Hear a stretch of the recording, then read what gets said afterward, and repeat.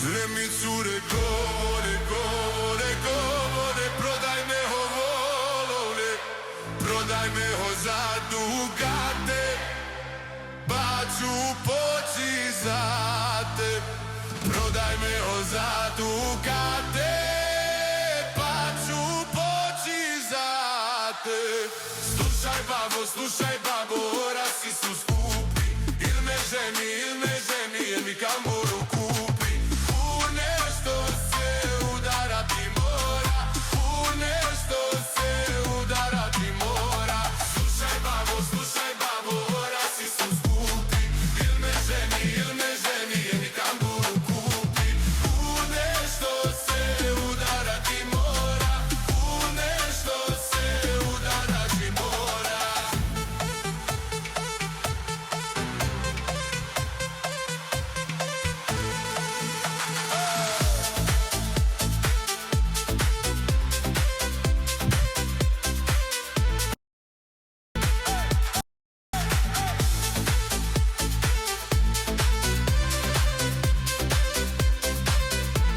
Oj djevojko, bedrio, bedrio, bedrio, ja mi tebe ženio, ženio, al ne daju ostinari,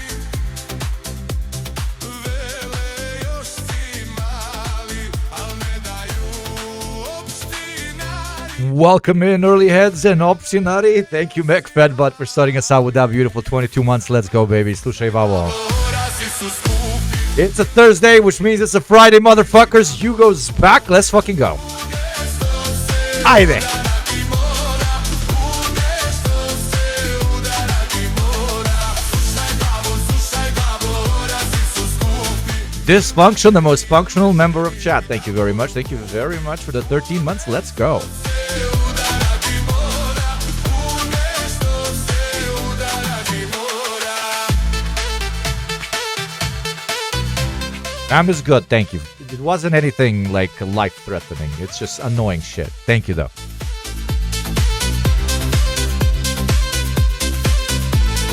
Daću čaku stotinu, da prepravi godinu i daću mu čaku ora, vjenčati me mora i daću mu kapu ora, vjenčati me mora. Aide. Welcome in, motherfuckers. DJ Hugo taking care of you before we start talking. Humiliated. Fall in this bitch transfusion with the drip drop. Transfusion? Sauce everywhere. Ring got broccoli in my zip Sauce line. everywhere. Tatted on my face. No The song about your mom Kid. finding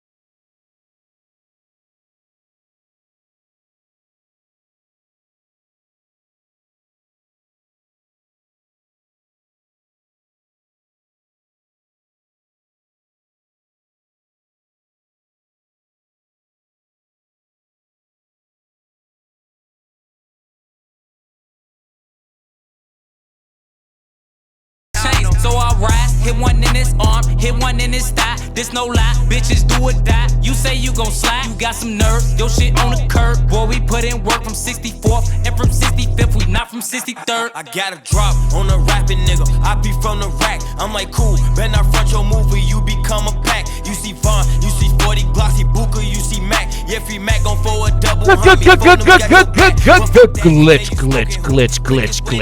Glitch. Thank you, you beautiful motherfucker. W's in chat for the crazy story glitching. No point in slime, they be talking from the internet. They don't be outside, hit the 6, call Dada out. Let's go. About a lick. We need tape, we need roving phones, don't forget the blicks. He like cool, how the nigga look, I pull up some flicks. He like damn, I think I know the nigga. He cool with his bitch, we heavy lie. But we went to structure, but we played a lot. Got a goofy walking in and out, telling me it's Kahi in the cat back. I'ma pay you how, finesse. I'm 300, clips don't come like that. 3 jumps to his chest, boom, boom, boom. Bitch, we lurking 63rd. Bitch, we lurking 63rd.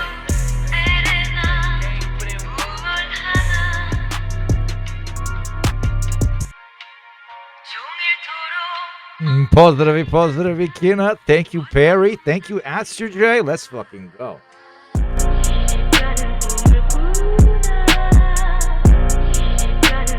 Glitch leading that fucking tribe. 才从八方来，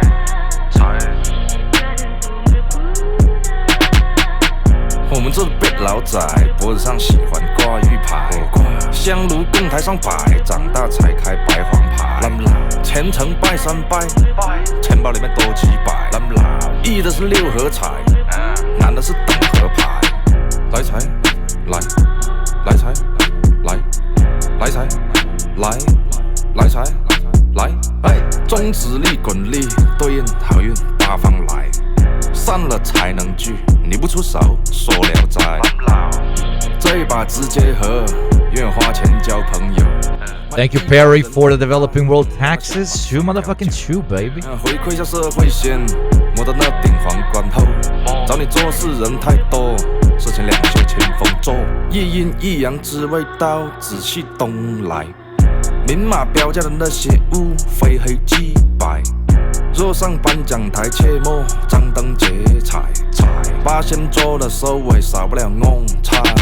上北下南，左西右东，东南东北，西北西南，步步高升，八方来财，四海为家，家兴旺，百事可乐，千事吉祥，万事如意，顺风顺水，天道酬勤，鹏程万里。你不给点表示了吗？啊？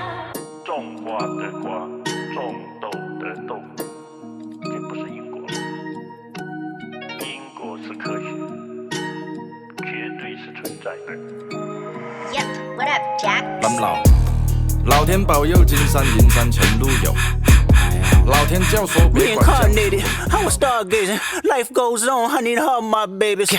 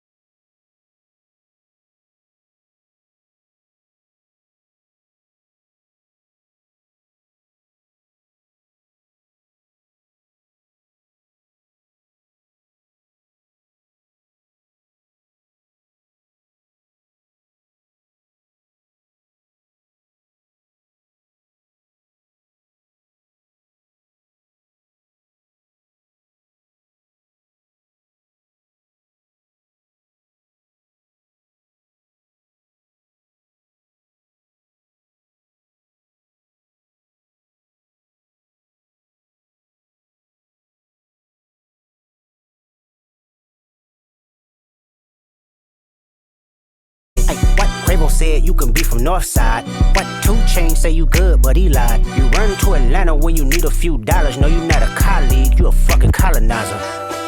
The family matter and the truth of the matter. Here was God's plan to show y'all the liar. He a fan, he a fan, he a fan. He a fan, he a fan, he a freaky ass nigga, he a 69 God. Freaky ass nigga, he a 69 God. Hey, hey, hey, hey, run for your life. Hey, hey, hey, hey, run for your life. Freaky ass nigga, he a 69 God. Freaky ass nigga, he a 69 God. Hey, hey, hey, hey, run for your life. Hey, hey, hey, hey, run for your life. Let me hear you say OV-ho.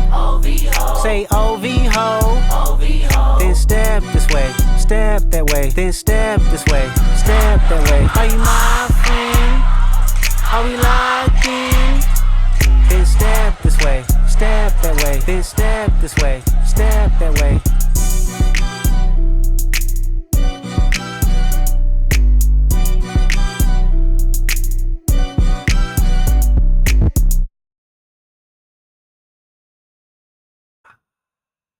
Welcome in, chat. It's your boy Hugo, and he is back on this beautiful, beautiful 14th of May. It's 4:20. Who the fuck is blazing it the fuck up? Of course, in completely ethical and legal ways. What's up, Twitch TOS? What's up, mods? What's up, Cuphead? What is up, chat? Your boy is back after a 3-day hiatus. It was supposed to be a 2-day hiatus, but it ended up being a 3-day hiatus because, as they say down in the good old South, life do be happening. And sometimes plans do not be being followed or through on. Yes. Anyways, what's up, chat? I miss you, fucks. If anybody's died since the last stream, please do tell us in chat. Because as we always say, whether you go to heaven or to hell, say it with me, you definitely have access to this community in both places. Hell, half of my chat are probably demons and angels in the first place. Thank you, Paris, for the 5 subs to start us out. Astro J, the absolute legend, for the 12 months. And thank you, Glitch Greens, for the first Western tax, you beautiful motherfucker. Thank you previous to that to Mac Fatbutt and Dysfunction. Your boy is back. Xi Jinping is saying, what's up, homie, to the world's most famous pedophile, flying straight from pedophile house over to the people's halls of Beijing. As someone who's been to Beijing, I recognize many of the scenes from the shots. Just kidding. Today's going to be a super chill, super fun stream. We're basically going to riff like crazy because, this is the first time that it is not going to be problematic making fun of a person coming from a developing country to a developed country. Look at home.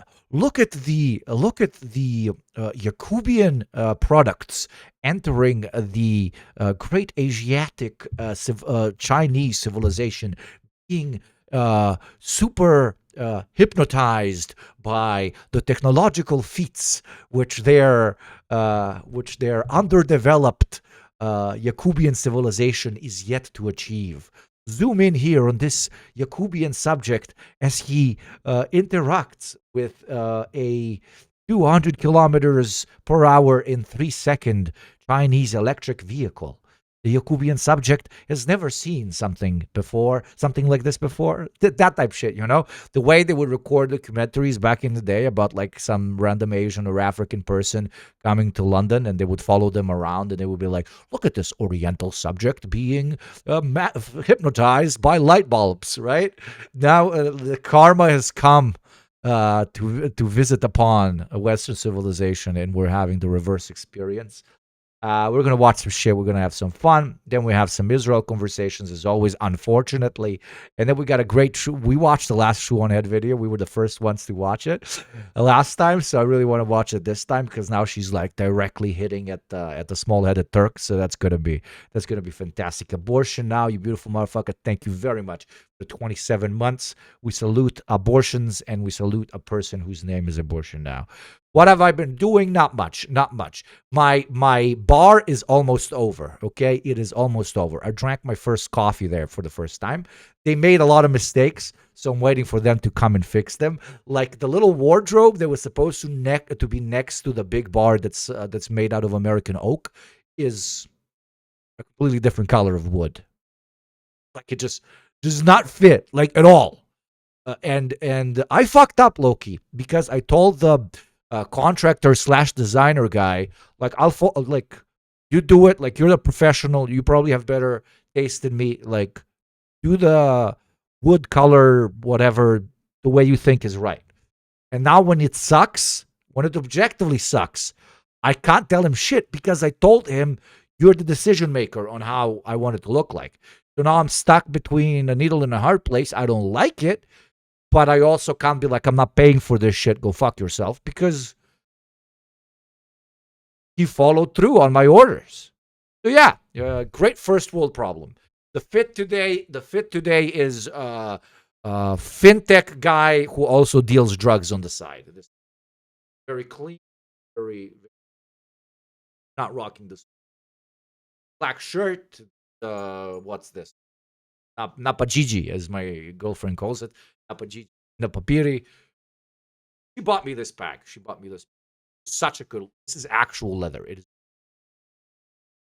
fits like crazy amount. It's like I'm one of the cunts that wears the F slur bag. Like it's Serbo-Croatian. The name for this bag is literally F slur bag. Like I'm not lying. Like it literally called this. I don't know why. I have no idea why. But I can't give you anthropological context. But I wear this sometimes because, like, in winter, you have a coat, and then you have a vest under the coat, which means you have around 6 to 8 pockets, right? So in those pockets, you can keep a lot of shit.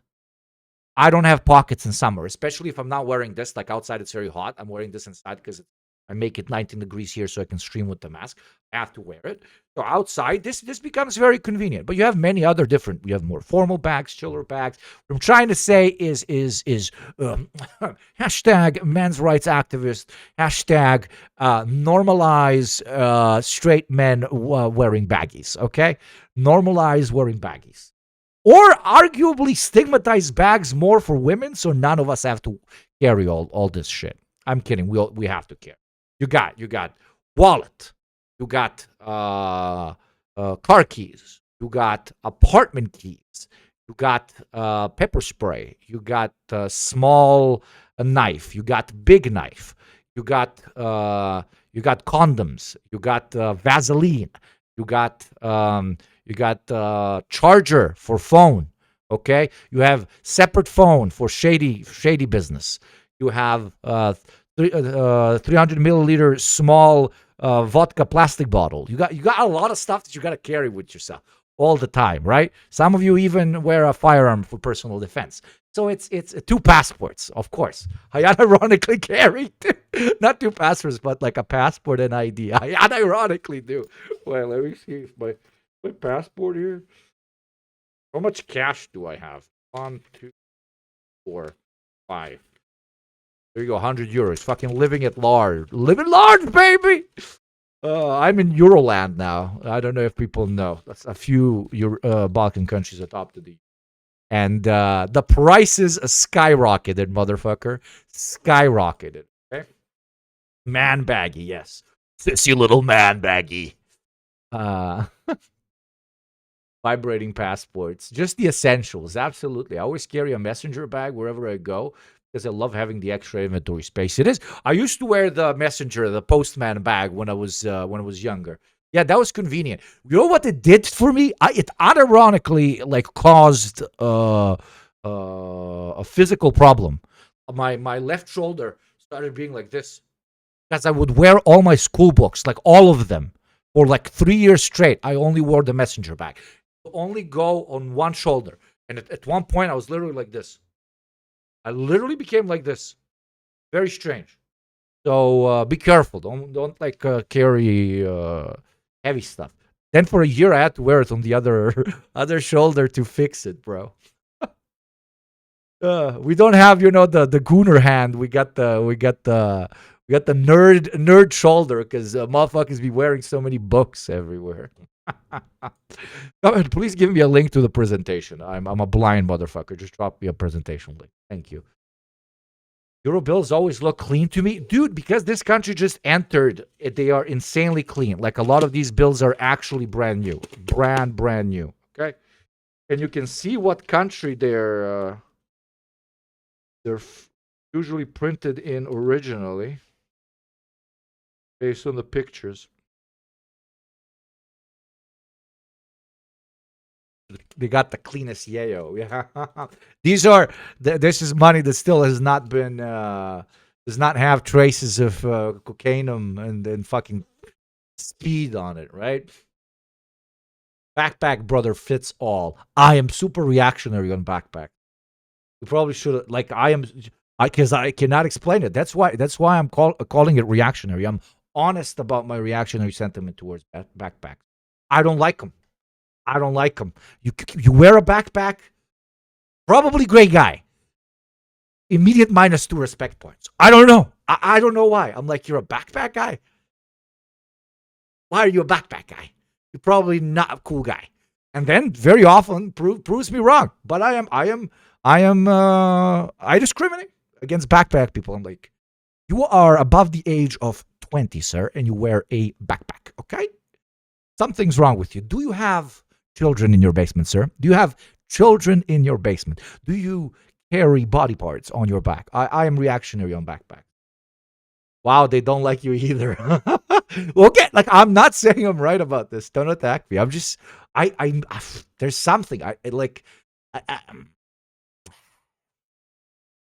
you look less serious, which is a crazy thing for me to say. Well, I'm wearing a fanny pack.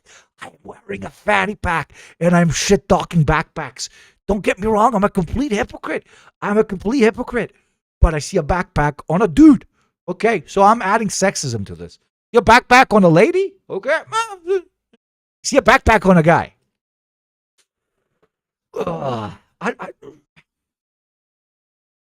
Get a Birkin, absolutely. Lamau, I love my backpack. Bro, I got backpack people in chat, dude. What the fuck, man? I thought I had the coolest chat on Twitch. Do I have fellow backpack haters? Is there another like backpack hater here? Or is this just me? Is this like do I have anti-backpack mental disability? Can I get can I start parking on the parking lots now?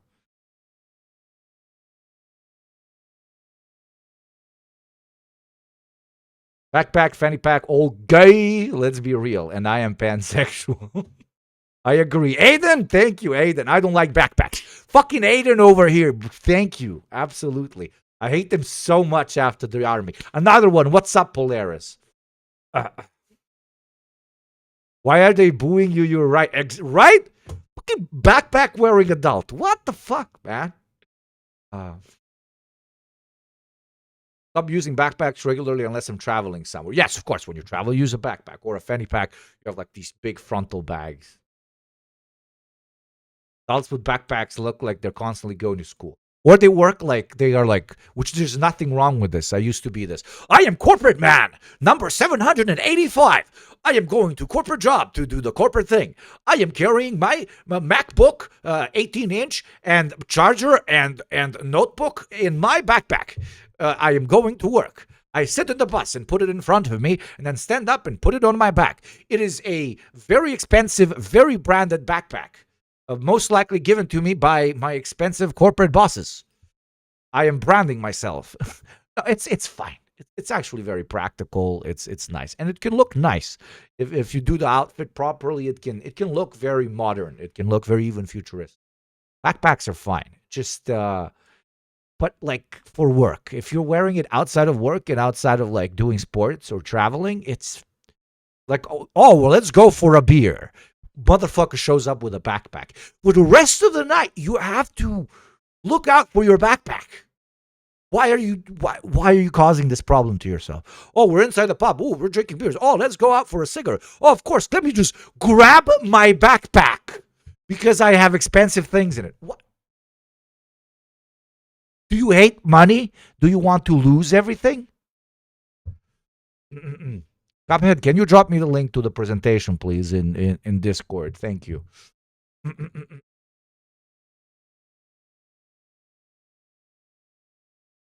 Get a backpack covered in tactical straps. Cover your clothes in tactical straps. In fact, wear a tactical strap. Tactical, tactical, tactical. This one. Yes. Thank you very much. Very much. Oh, let's read the most wholesome chat like always. Hi, Hugo. Thank you so much for stream. I am very happy today because my mom came to visit these past 4 days. She helped me wash the floor in my apartment, which was a huge help. I can clean the toilets, kitchen, and bedrooms myself, but I have a chronic illness where my spine is twisted, so it is hard for me to be on the floor. We also built a bookshelf for my Marxist books. Mom is proud I'm reading more. I am so happy to see you all again. You are the best. No, you are the best. You are the best. Okay? Jesus, I love your fucking posts. Thank you very much. Makes my fucking week. Thank you. I'm foaming in the mouth at the cuteness. I'm going to fucking eat you. I will eat you. Okay, calm down, Hugo. Jesus Christ, you're being weird. Stop, Chris, go! Hugo starting early. Yes, I am making up for the 3 days that I've lost. I'm going to stream 4 days in a row. Hangover or not, your boy is going to be here, brother. Thank you very much for the 5 months. Now, ladies, gentlemen, and enemies, are you ready for a recap with the kneecap? Created by yours truly, Cuphead, our phenomenal producer. The target for today is 4,600 subs for Gamba, which we will do. The first Western taxpayer has dropped their kindness. Let's see who number 2 is. And let's see from the presentation who the top Oilers of the previous week were. Because last week was so much fun in the Oiler battles. Welcome in, everybody. Before we start, reminder, I have a new show. It's called The Reaction Podcast. It is about reacting to stuff. It is a very original idea. The whole podcast is we watch a funny video and then we laugh at it. And we say, ha ha, look at that man. He slipped on the ice. That is very hilarious. Look at that woman. She was carrying bananas and slipped on one. Ha ha ha. That's what the show is about, okay?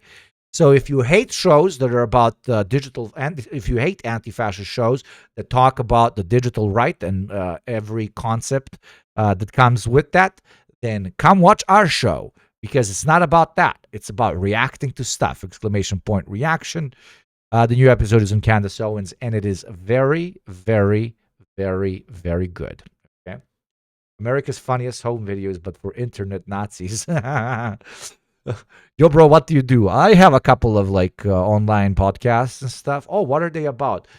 It's like America's funniest home videos, but for internet Nazis. Abigail, thank you. That's a great pitch. I meet some a big deal talent representation agency, and they're like, "Oh, I heard you have a good show. You have 2 minutes to do an elevator pitch while we're going up the corporate building." I'm like, "It's like America's funniest home video, but for Nazis." Anyways, welcome to the recap with the kneecap. It is the 14th of May. Thursday is the new Friday, which can only mean one thing. It's the weekend, baby. That's what I always say. We're going to crank open a Guinness later, even though I'm low-key afraid. We all know what the Guinness did last time. That's why we're chasing 5,000 subs so I can buy a new MacBook because I burned this one. So it's now only stationary. So when I travel, I will not be able to stream until we do so. Okay. Thank you to our phenomenal producer, Cuphead, who also receives 10% of everything we make here. Thank you for the presentation. Now let's recap with the kneecap as a way to make sure that everybody is on the same page with everything that's happened since the last stream. Top stories while you were out. Let's start out with Press TV. The U.S. has lost 29 aircraft during the war in Iran, according to Democratic Representative Ed Case at a Senate committee hearing questioning Pentagon Chief Financial Officer Jay Hurst about U.S. losses in the war. From Reuters, at least 100 civilians were killed in a Nigerian military airstrike on a crowded market, and the second such strike on crowded markets in a month. AP, Xi Jinping has warned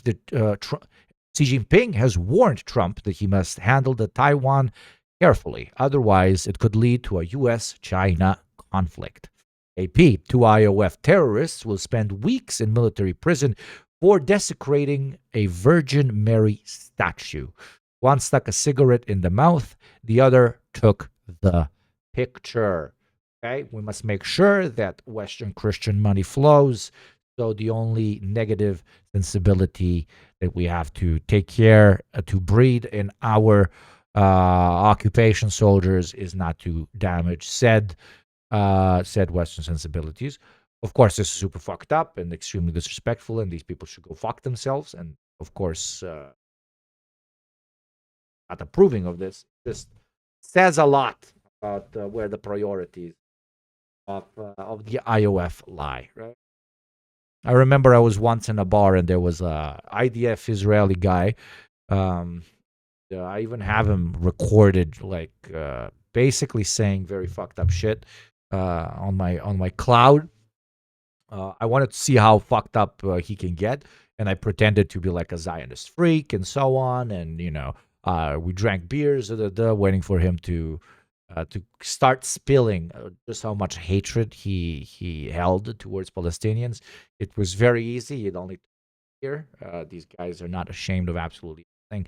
He showed me videos of detonating Lebanese towns. He's like detonation crew. They go underneath entire parts of villages and detonate it itself, stuff like that. But the most interesting thing about our conversation there is how adamant he was that when eliminating terrorist towns, that's what he used. When we eliminate terrorist towns, we make sure we never damage Christian religious buildings. We never damage Christian religious buildings because we care about civil rights. And I'm like, but you're blowing up like houses that people live in and mosques. He's like, no, those are terrorist houses and terrorist mosques. Like Muslim shit doesn't count, right? The other stuff, you guys aren't necessarily terrorists. There are some Christian terrorists, but we make sure that. So terror babies, etc., etc. This is like just for you guys that have never interacted with like a Zionist. I've interacted with plenty. They are all terrorists biologically and by blood narrative. Is not it's not like an extreme inside of Zionist military circles. This is unironically like the status quo ideology that they truly believe in, right? Like the cleansing of the terrorist peoples and terrorist nations is something that they truly believe in. That everyone is basically born into hatred of Israel, etc., etc. Therefore, they all must be killed. This is not a niche thing inside of the Zionist military. Okay, not a niche thing at all. That's the main doctrine. It allows them obviously to completely dehumanize the so-called perceived enemy. Anyways, next, Ynet. The Pentagon revealed the location of a nuclear-armed submarine a day after Trump rejected latest Iranian peace proposal. The Hill. Oxfam study finds CEO pay in 2025 has soared 20% faster than workers' pay, rising 11%, compared to 0.5 for the average worker globally. Fun. Isn't that fun? Not even adjusted to inflation.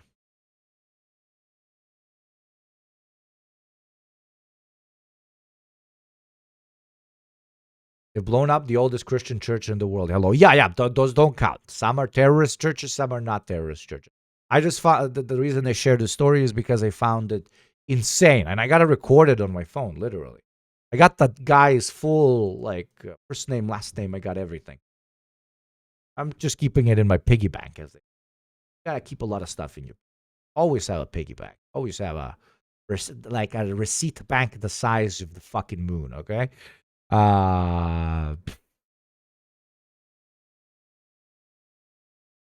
what I found fascinating is that he like proactively, because he was sitting in a room with Christians, both believing Christians and let's say secular, cultural Christian, whatever the fuck you want to call it. So he very proactively felt like, oh, but just so you guys know, like we like it's just the filthy Muslim Arabs that we hate. You guys are like we don't like. Oh, everything's okay. Even though that's also complete bullshit. They fucking hate Christians too. Like they absolutely fucking hate. True Zionists believe that only their blood and breed gets to live on the territory of occupied Palestine. I mean, that's what being an ethno-fascist is. They are ethno-fascists. Okay?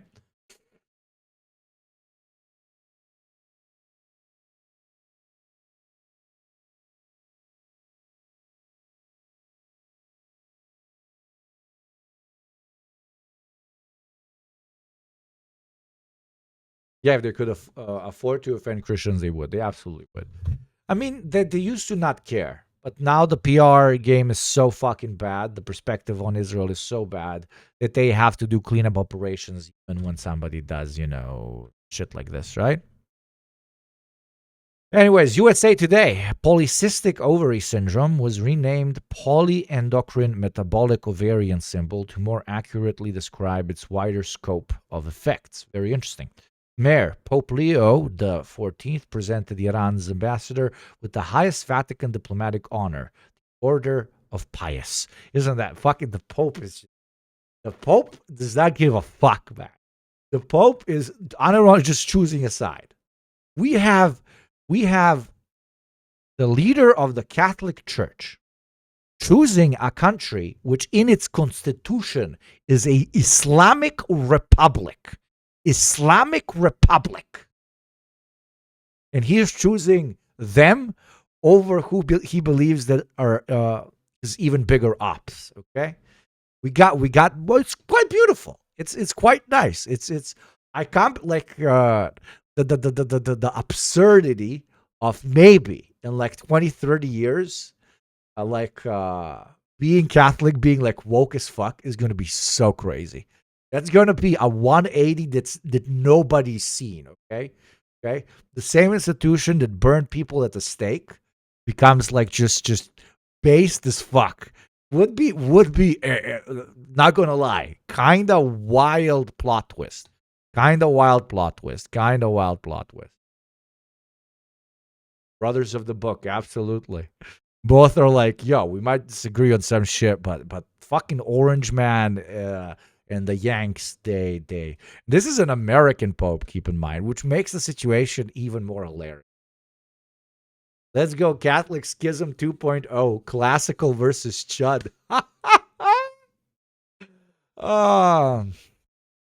No, like Americans have already started working on the project of a quote-unquote American church. But they're eventually going to literally do it. You do know that, right? That bit from The Boys, the show The Boys, that's going to be real. That's 100%. The same way the Nazis had a long-term project of recreating, creating a Nordic church that does not follow what they considered subhuman value systems, like the ones Prophet Muhammad, peace be upon him, or Jesus Christ proposed to the wider population, etc., etc. The Nazis saw that as oppositional to, the pursuit of hierarchy über alles, and we're eventually going to pretty much completely change up the church to be adjusted to quote-unquote Nordic values. But we'll definitely see that in the States as well. Like, come on, that's like 100%. This is not like 99. This has already happened. You just don't call them the American church. It's just a matter of time before they call it the, what do you think the American church would be called? The Democratic Church of America or something. But I think that they did that in The Boys already. I mean, Southern Baptism was literally created to exclude black people. Pretty much already exists. Absolutely, my friend. But they're gonna like do it already exists. I'm not saying it. Gonna confederate it. Get it? Confederated. I am so funny. Speaking of funny and confederating, we have passed the 30th minute, and I've forgotten to do my good old grift bit. If you support what we like to do here on this show, if you wanted to improve, if you want us to continue being adless and sponsorless, if you want Gamba later, if you want discounts for merch, if you want number go up, if you want crazy reactions 2016 style from the streamer, please do consider subscribing, using your Prime on little good old me, paying your beautiful, beautiful taxes, and covering my Hormusian oil. I am grateful for everything, be it taxes, be it barrels of oil, or be it individual subscriptions. Thank you very kindly for your consideration. But yes, the American Church, the Confederacy of Non-Denominational Churches. Oh, I love that. That sounds so violent. I love that.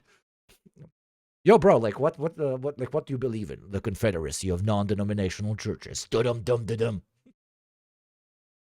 support the Ugopnik Church, in which we propose, yo, how about we're all like chill with each other and just have a couple of beers and non-alcohol beers and just like chill and stuff, bro. Like that's the Ugopnik Church. That's the Ugopnik Church. Having beers and non-alcohol beers with the bros, okay? In the name of the Son, the Holy Spirit, and the bros.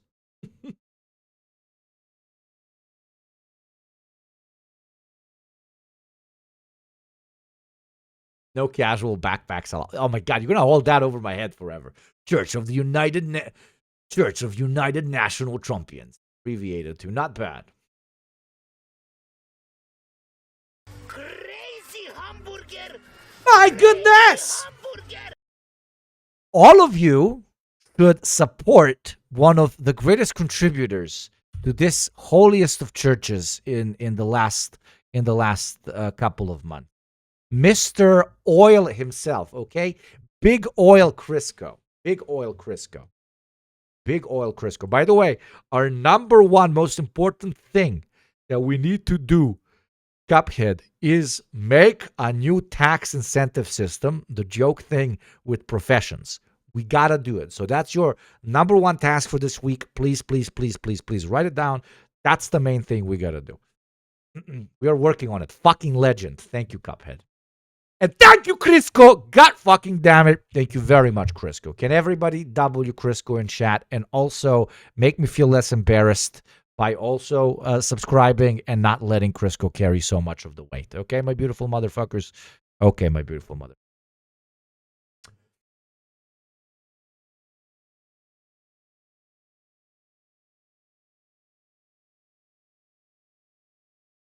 Okay. Now, Haaretz. Saudi Arabia struck Iran during the war, after which the two sides reached an understanding about the need to de-escalate. CTV, a first-in-human study, showed HIV was controlled by engineering patients' immune cells to find and destroy the virus. Next is confirming the findings and determining who's most likely to benefit. Fuck you, HIV! We gon' get you, son. Xinhua. Snack maker Calbee is changing some product packaging to black and white due to shortages of oil-derived ink. That's very interesting. That's going to be super strange in the shop. I kind of like it. As an advertising guy, I think there should be like crazy levels of regulations that we need to put on advertisers. Because these motherfuckers be lying like crazy. Crazy lying. They're lying crazy. Crazy lying. Syphilis is evolving. Another news. Syphilis. What was getting? Wow, I remember promiscuity pre-AIDS. You kids have no idea what was stolen from you. Seriously? Were you guys like hornier than these generations? I mean, yesterday we recorded a deprogram episode on like relationships, on couples and so on. Much more promiscuous. That's interesting. It's like what JT told us in yesterday's recording is that United States used to be a lot more prudish. You know? We had privacy. True. So you can do such stuff and you know that it wouldn't be like blasted all over the internet. Just like I'm getting blasted all over my face by Anya and Nikki. Thank you very much for the 10, you absolute legend. Thank you very, very, very, very much for your taxes. Extremely kind. Extremely kind. Hvala puno. Thank you very much. Okay, yeah, you guys had more privacy so you could do and extend whatever you want. But you also had less access to people because, like, the only people you had access to were, like, people in school and people literally in the... I don't even want to know, honestly. Okay, now let's do Two Truths and a Lie, picture edition that everybody loved since last time. This is the only way you guys can use your good old, what's it called? Your good old channel points in order to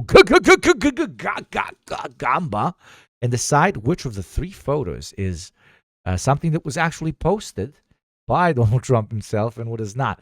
The reason the game is absolutely insane is because all three of these posts look like something no fucking normal president would ever actually depict. But turns out, no, they would. So in A, we have Democrats love criminals, and it's Obama and Nancy Pelosi and some other individuals just chilling on a beach while a bunch of criminals are swimming in through over the wall and chilling with them. Then we have Trump on a boat looking at an annihilated Iranian army, completely annihilated. And then we have C. Hakeem, low IQ, Jeffries, his district, him at home. Look at it. It's very bad. I hate Hakeem, especially the one on YouTube. That man is a piece of shit. He makes too much sense. So everybody thinks that A is true. Like nobody's betting on A, which is crazy. Everybody's betting on B. B is the most normal looking one. And we got 15,000 on C.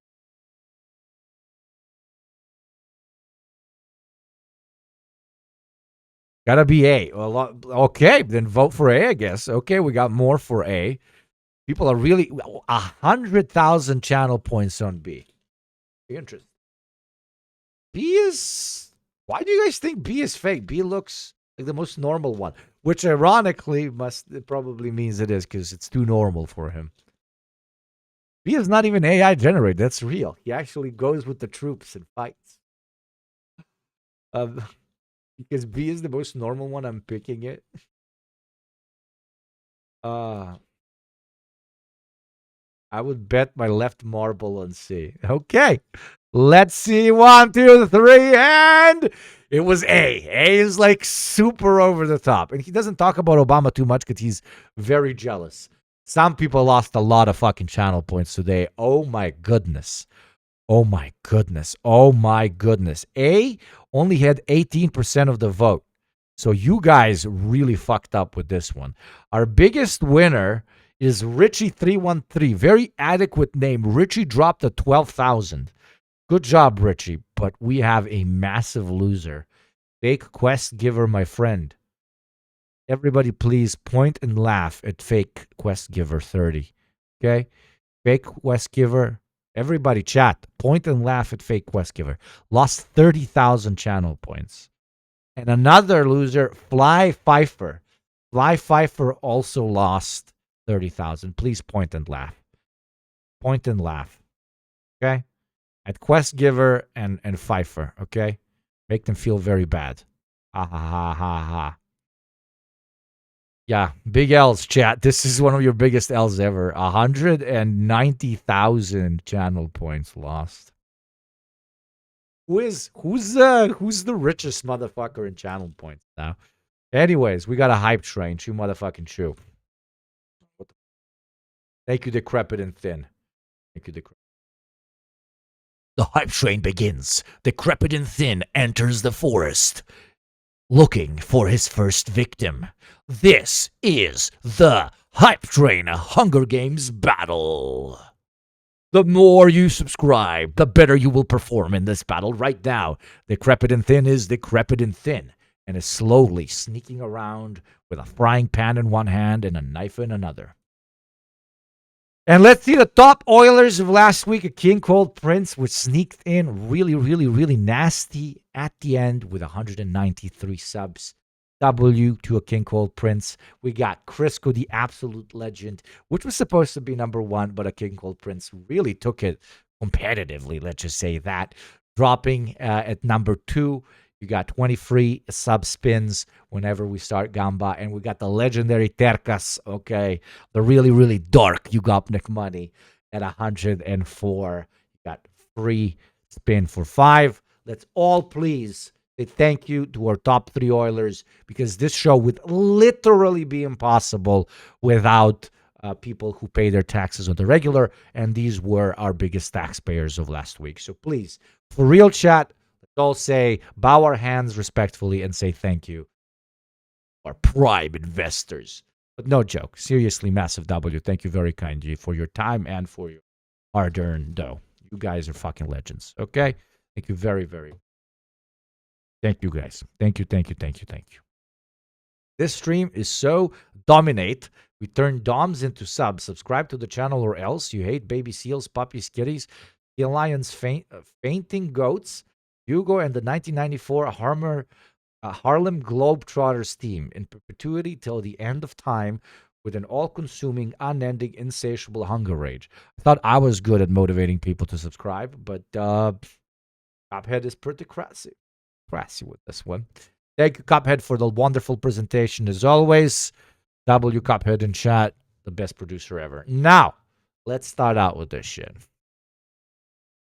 To see I'm going to see the United States of China. It's going to be glorious. By the way, I got a viral tweet. It's such a stupid tweet, and it's already got 34,000 likes. What the fuck? I posted this 3 hours ago. Why does it have 34,000 likes?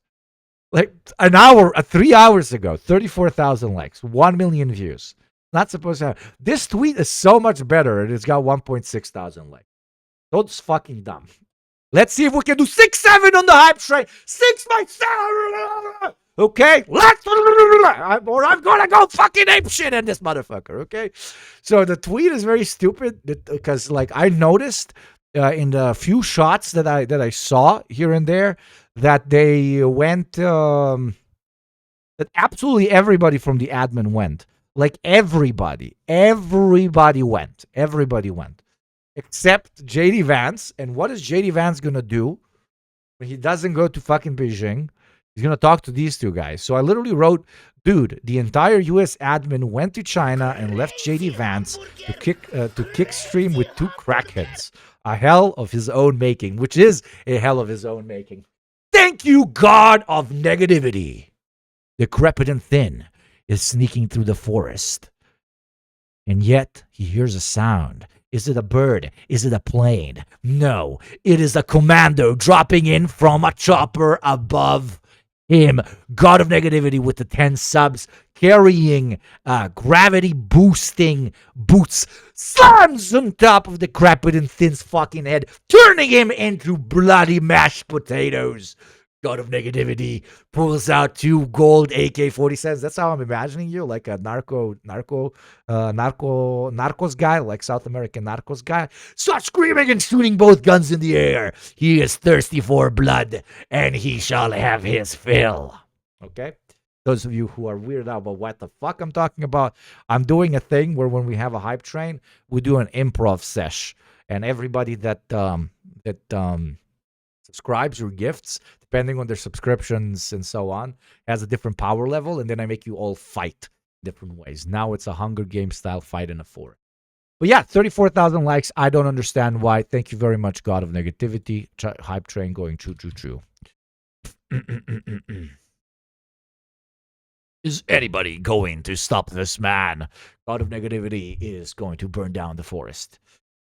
Yeah, I just said, dude, the entire US admin went to China and left JD Vance to kick stream with 2 crackheads. 34,000. I didn't expect this. The fuck? 1 million views. Why? Who reposted this?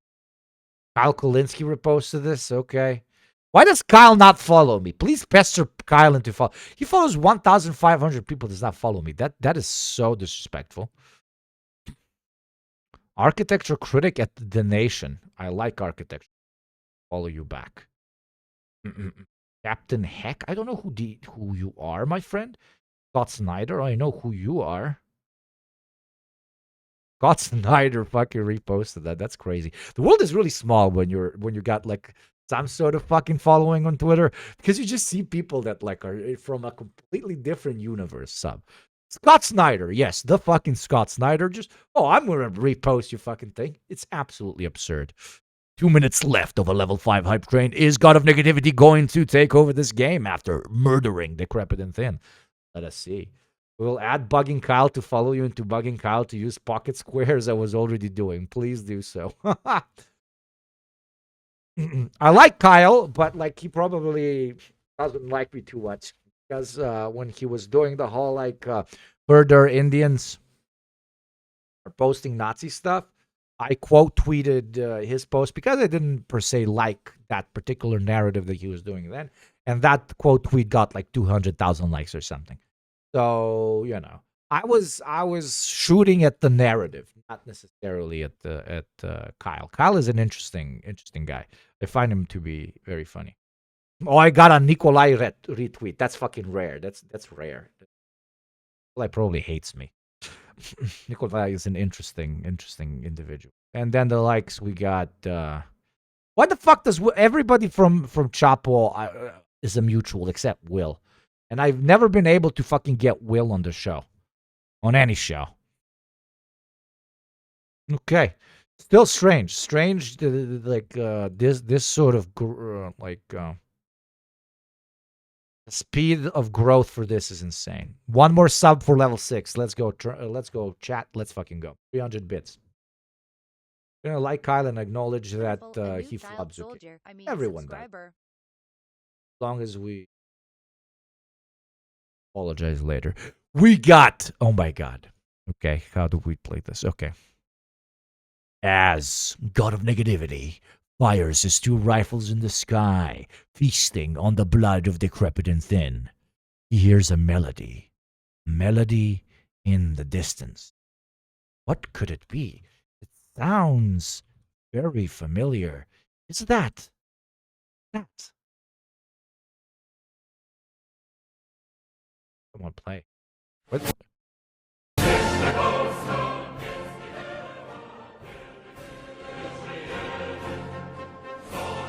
Is that the Polish anthem? With 2 speakers attached to his military gear and 2 swords with big wings in his background. The Polish mass murderer, also known as Cynical Chris, rushes at the South American narco cartel leader, God of Negativity, and starts slicing and dicing. Okay.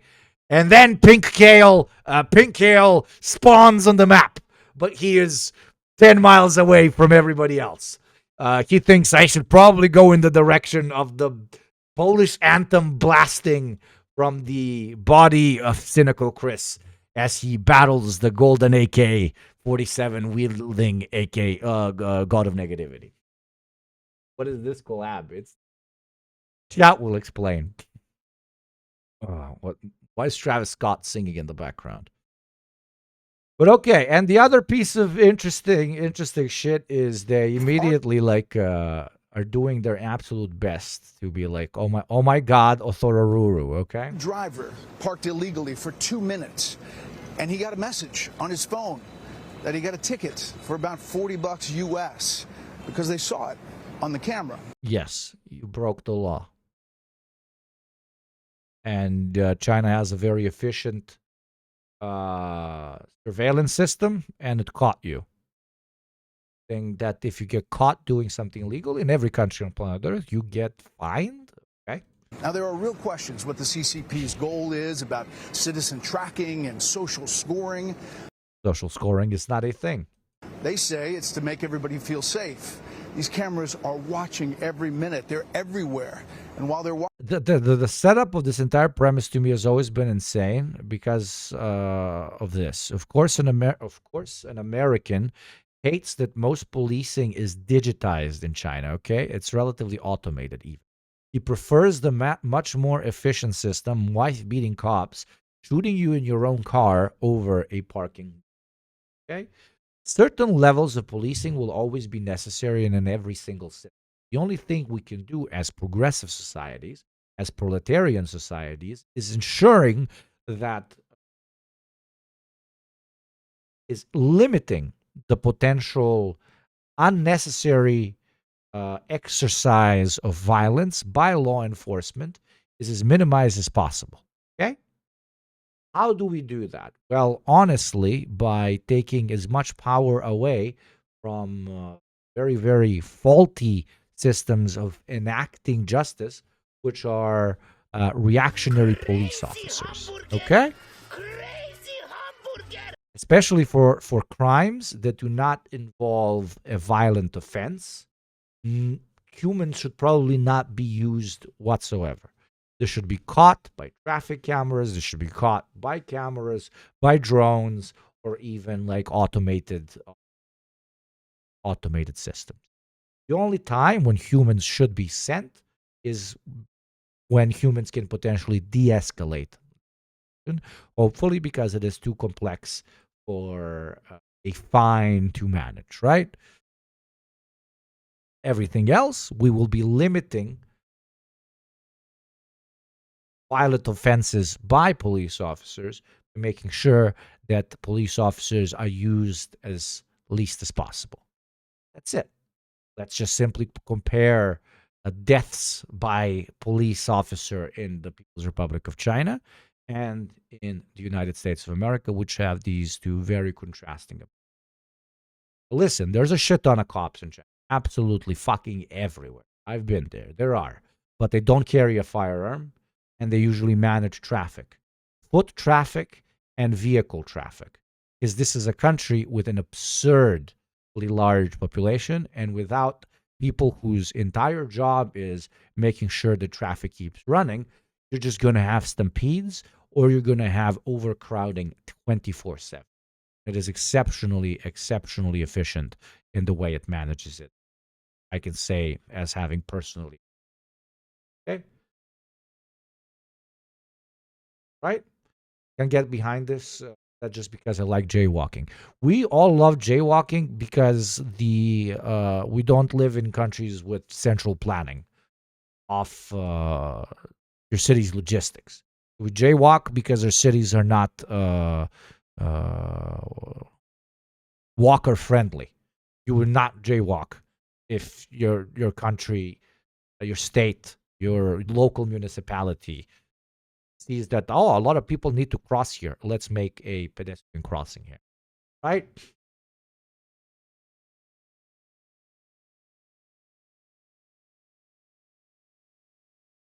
A bike. Yes, my TLDR is an efficient perspective towards law enforcement is one which should attempt to minimize criminality and minimize potential use of force by the law enforcement body. How do you do that? You basically use cops the least you can. And the cops that you do use, you can call them whatever. You can call them the people's militia, okay, whatever. That you do use have to be some of the most trained people in the fucking country, okay? That's it. The solution is not that deep. Really not that deep. But of course, especially in capitalist states, that is not the purpose of a police force. Okay?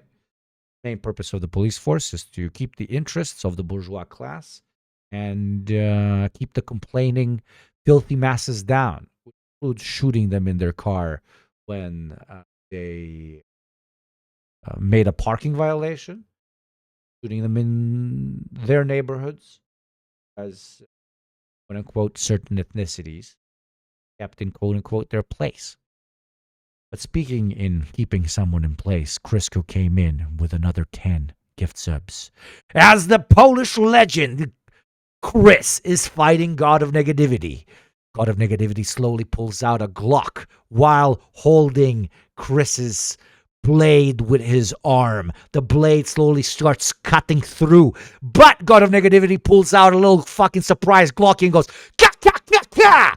As the Polish music stops playing, Chris starts fucking dying with blood in his mouth. But behind him, running, huge dad bod, massive barrel of oil on his back, Crisco grabs the barrel and throws it at the now hurt God of Negativity. The barrel explodes all over his body, starts stinging on the little piece of machete that has gone through his arm. And Crisco, super slow-mo, lights up a cigarette and flicks it like a flick of the wrist. God of Negativity is now on fire. Slow-mo walking. Crisco stands above the now dead God of Negativity and lights another cigarette on his decrepit corpse. Thank you for the hype train. Watching us here in China, we hope you continue to watch. Special report from Beijing. Congratulations, Crisco, for winning the hype train. In fact, our driver parked illegally for 2 minutes. how evil, how decrepit. And after that, they saw him unironically like just trying to provoke some sort of reaction so that they can say, "Herder, look at the evil Othoruru police officers in the Othoruru country of China." Fucking me up. Let me find the clip for you. And then he does this, right? After that, he does this. Okay.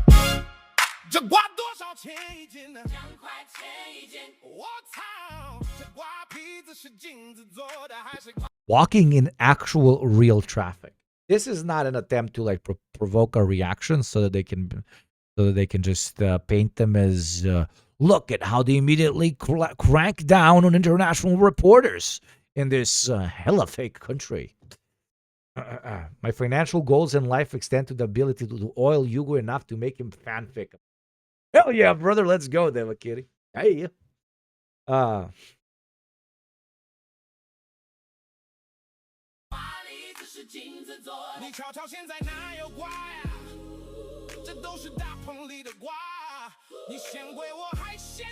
So there you go, chat. It would not do that in American traffic. No. They would not report on getting a parking ticket in the States. Don't you understand, chat? When something happens in socialism and it's bad, it means it's socialism's fault. And if something bad happens in capitalism, then it's just a naturally occurring problem. Okay? American traffic tickets are very good because breaking the law is very bad. But Chinese traffic tickets are communist traffic tickets. They are de facto authoritarian. They're stepping on snake. They're stepping on snake. Communist traffic tickets.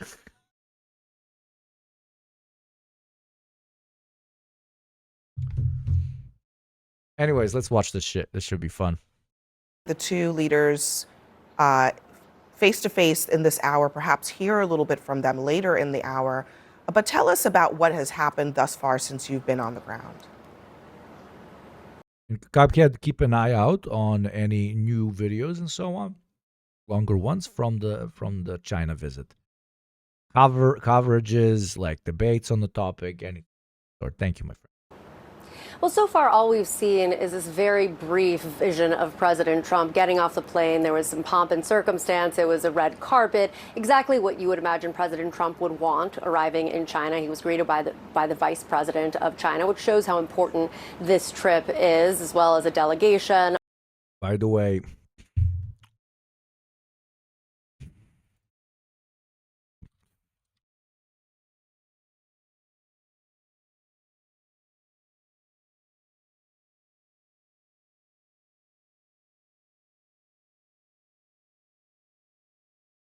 where's the clip?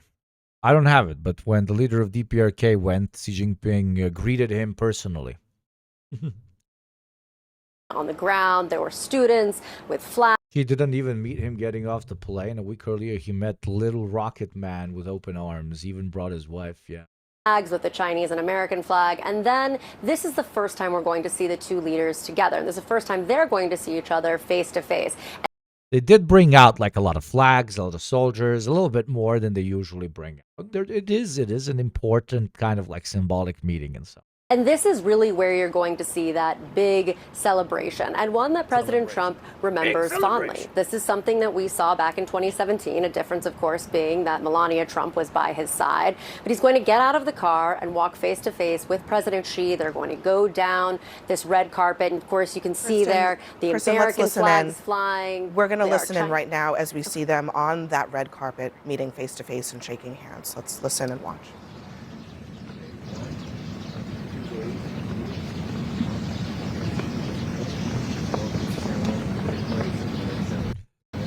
Hello, President Trump. We have prepared a special meal for today. Chinese McDonald's. They fed me Chinese McDonald's. We need to catch up to the Chinese people. How can McDonald's be better in China? It is American. Why is it better in China? It has to be that special type of salt that the Asians put in their food. What was it called? MLB, MST, MSNBC. I don't remember.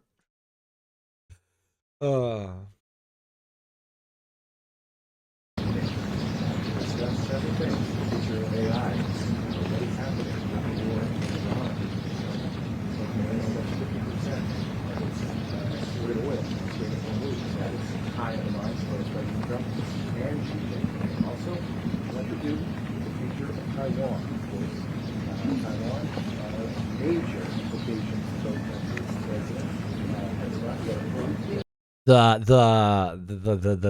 MVP team, okay. He introduced me to the whole team. They shake my hands, very strong handshake, especially for a Chinese man, okay? That is a stereotype.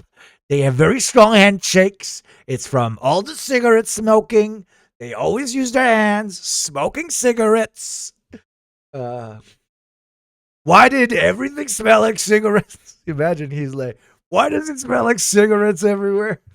They enter the great people's hall and she's chain smoking. He's like, yo, MS-13 in the food.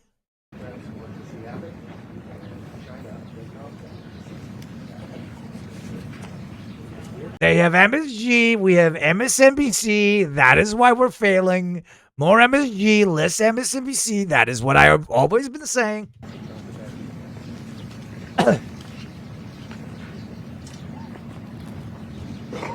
So, Kristen, as we're watching these images of President Trump walking down this rope line of what looks like... Yes, she got pissed off because the other lady told her, like, stop talking. We're listening in. She's like, no, fuck that. I'm a talk. This is awkward. Chinese dignitaries. One thing I am noticing, and I wonder if you have some insights into this, is that it does not appear to be any, maybe, or many Western press in close proximity to the... Yeah, I was going to say, because go fuck yourself. That's why. You're in China now, motherfucker. We are the ones that get the front shots. Like, this is a security risk, okay? I doubt that they let fucking CCTV in to record in Trump's face when somebody's coming to the White House, but no. President right now. Is that your understanding of what's happening in this moment? There is a small presence that is in that Great Hall. The press pool that traveled with the White House was given an option, or at least some of us were given an option to go there. There are increased rules, obviously, in China when it comes to the press. And oh my God, I accept. Let's see who mocks who. for a lot of us, it was not going to be possible for us to actually broadcast from... Oh, Hexeth was very serious. He was like, I will not be hypocritical like other members of this administration. I dislike you greatly. I'm the war guy. From that location in real time, which is why there aren't a lot of networks there. Remember, the U.S. press pool has been credentialed. Peasant is standing there like, man, this place not so shabby. By the White House and by China, essentially told by the White House that these are the people traveling with the president. So you'll see some of them on the ground there. It is a handful of people, but it is a small footprint. Wait, they got the absolute unit back here. The guy that tweets for Trump, dude. Oh my God, they're like, look, President Xi, we got an Asian on the team. Okay. Do you have a white guy on your team? No, you don't. We have an Asian guy, and they tell us that we're racist. We're not. You're racist. Why do you not have white people on your team? We got one Asian guy. We even got a couple of Jews. Okay. Where are your Jews? Xi Jinping confirmed anti-Semitic. No Jewish people on his team.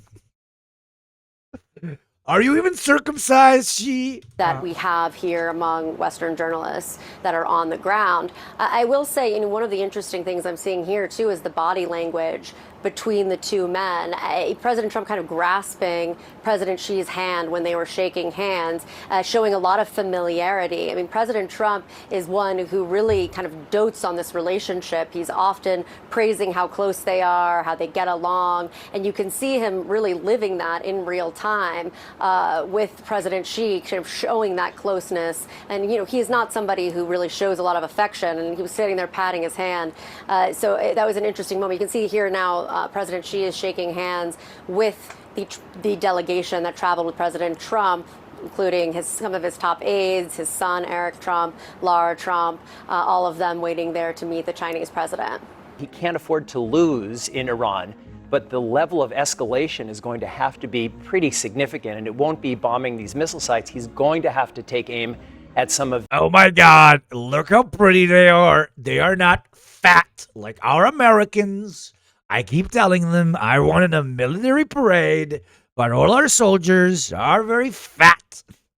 That's why Hexeth is destroying DEI in the military. Look at it here. They're all Chinese. No diversity, only Chinese. That's because they don't have DEI. They even discriminate them by height. We can't do that in the States. They're going to tell us, no, you got to put the manlet next to the Chad. In China, they're all Chads in China.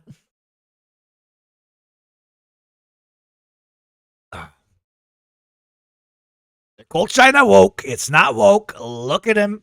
No white people, no black people, no Jews. All just Chinese men, equal height.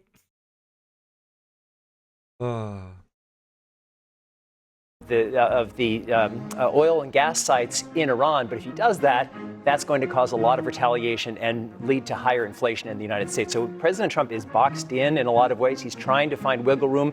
Maybe this visit can help that, but that's why the stakes are incredibly high. And as I said before, Americans, Democrats, Republicans, Independents, we should all be rooting for President Trump. We want President Trump to succeed.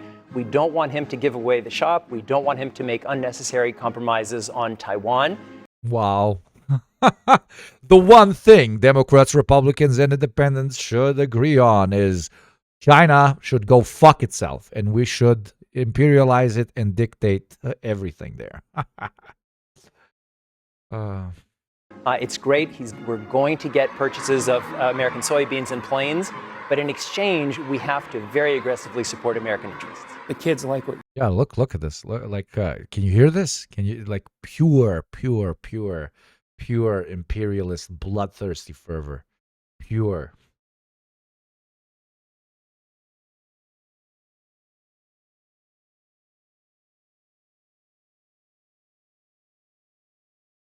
You were just saying. We're just going to listen in for just a second here. I mean, this is a pretty extraordinary image of young children. Yeah, I don't think it's sincere. I think these kids were put up to it. Well, really? You think? Something tells me that they were strongly encouraged. I thought this was all organic. I thought everyone just happened to be here at the same time. We'll listen in for just a moment and watch this moment. Yeah, just like the soldiers and just like everyone else during a state visit, create aesthetic symbols that are supposed to tell you that you are welcome. Something's telling me that all of this on this ceremony is scripted because it is a ceremony.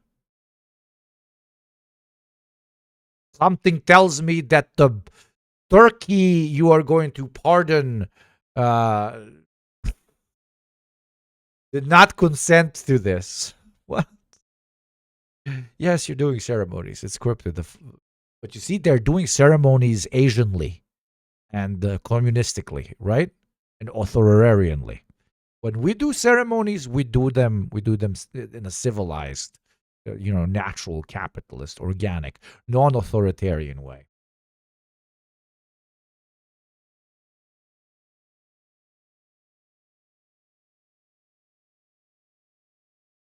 Hate it when somebody does the same thing I do, but Asianly. God damn it.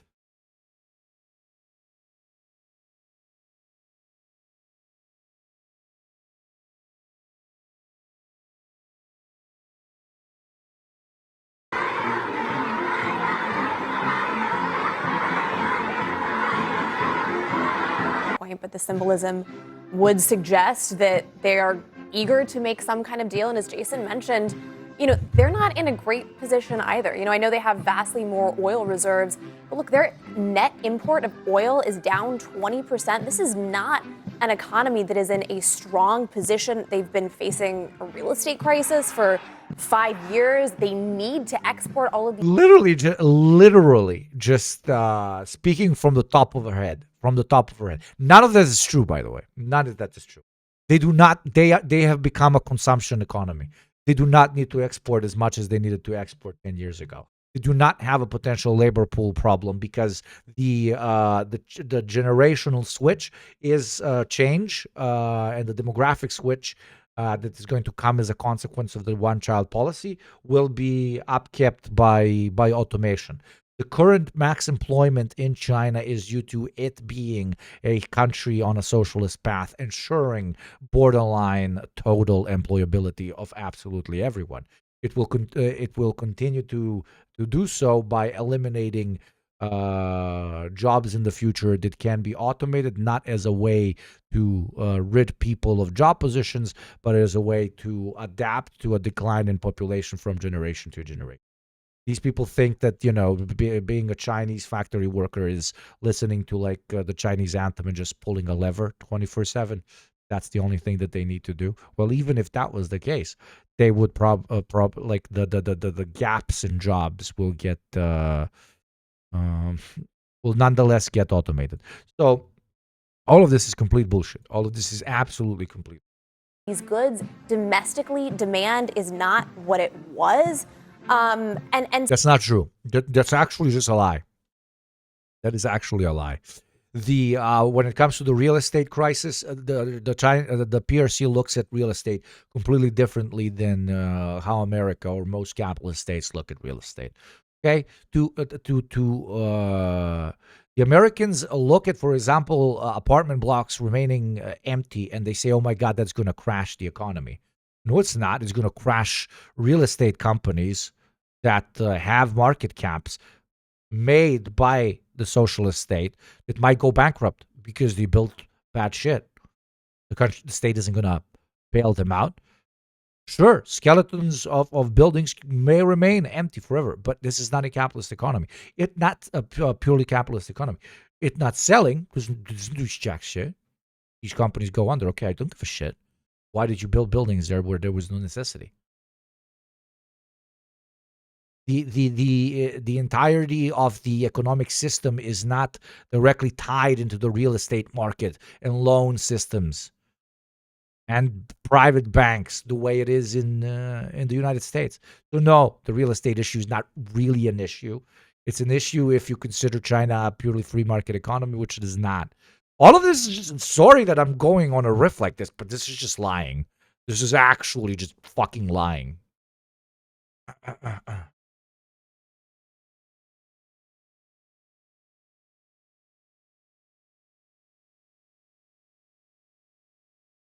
Some of you are confused why they're doing this. This is what has always been done between states during a state visit. U.S. still has something on China. It is the world's most powerful military to this. And they're trying to find a relatively healthy solution when it comes to Taiwan. That is the main reason why they are meeting. Number one. And number two, you can get on Trump's good side by doing very, very basic shit sometimes. And a bunch of kids with little flags and like badass looking military personnel marching in front of him and making him feel very, very special is going to play a pretty decent role in ensuring that he doesn't go completely fucking bananas on any action that the PRC might choose to take in the coming years during his administration. So it's like same thing that every state does. You glaze up the foreign dignitary, hoping that adjusts the conditions accordingly. There was an issue with real estate with a company effectively doing fraud, and China took care of that by adding new rules to ensure that the real estate developers follow the same rules as banks when it comes to holding on to capital. Evergrande crashed in reaction to that, but crashing that company was on purpose to ensure the prosperity of the entire economy. Beautifully put. Absolutely, absolutely. Absolutely. There is an expectation in Western economies for China to potentially have to bail out hundreds. Let's even imagine hundreds of evergreen. China will simply not bail them out, and that will not impact the economy. It is as simple as that. It is as simple as the main argument towards bailing out, that isn't just one where you're protecting your fellow bourgeoisie, is too much of the economy is invested in these enterprises. So if this enterprise goes under, it's literally going to be pretty bad for GDP. It's going to be pretty bad for the loan infrastructure as well that we've developed in the country, right? It's going to do very particular things to inflation and so on. In China, you have not completely integrated the entirety of your economy into these particular private enterprises. Okay, the economy is not standing on a tower of commodity production, real estate, military infrastructure, and I don't fucking know, oil.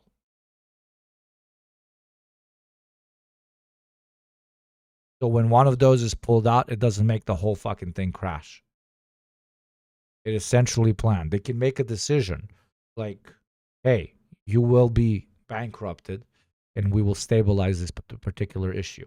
Something that will be seen as an infringement on human rights of private enterprise or whatever the fuck over in the United States. Okay? The market here is used as a tool for financial mobilization, okay, for the movement of labor and goods. It is used as a tool. It is not followed.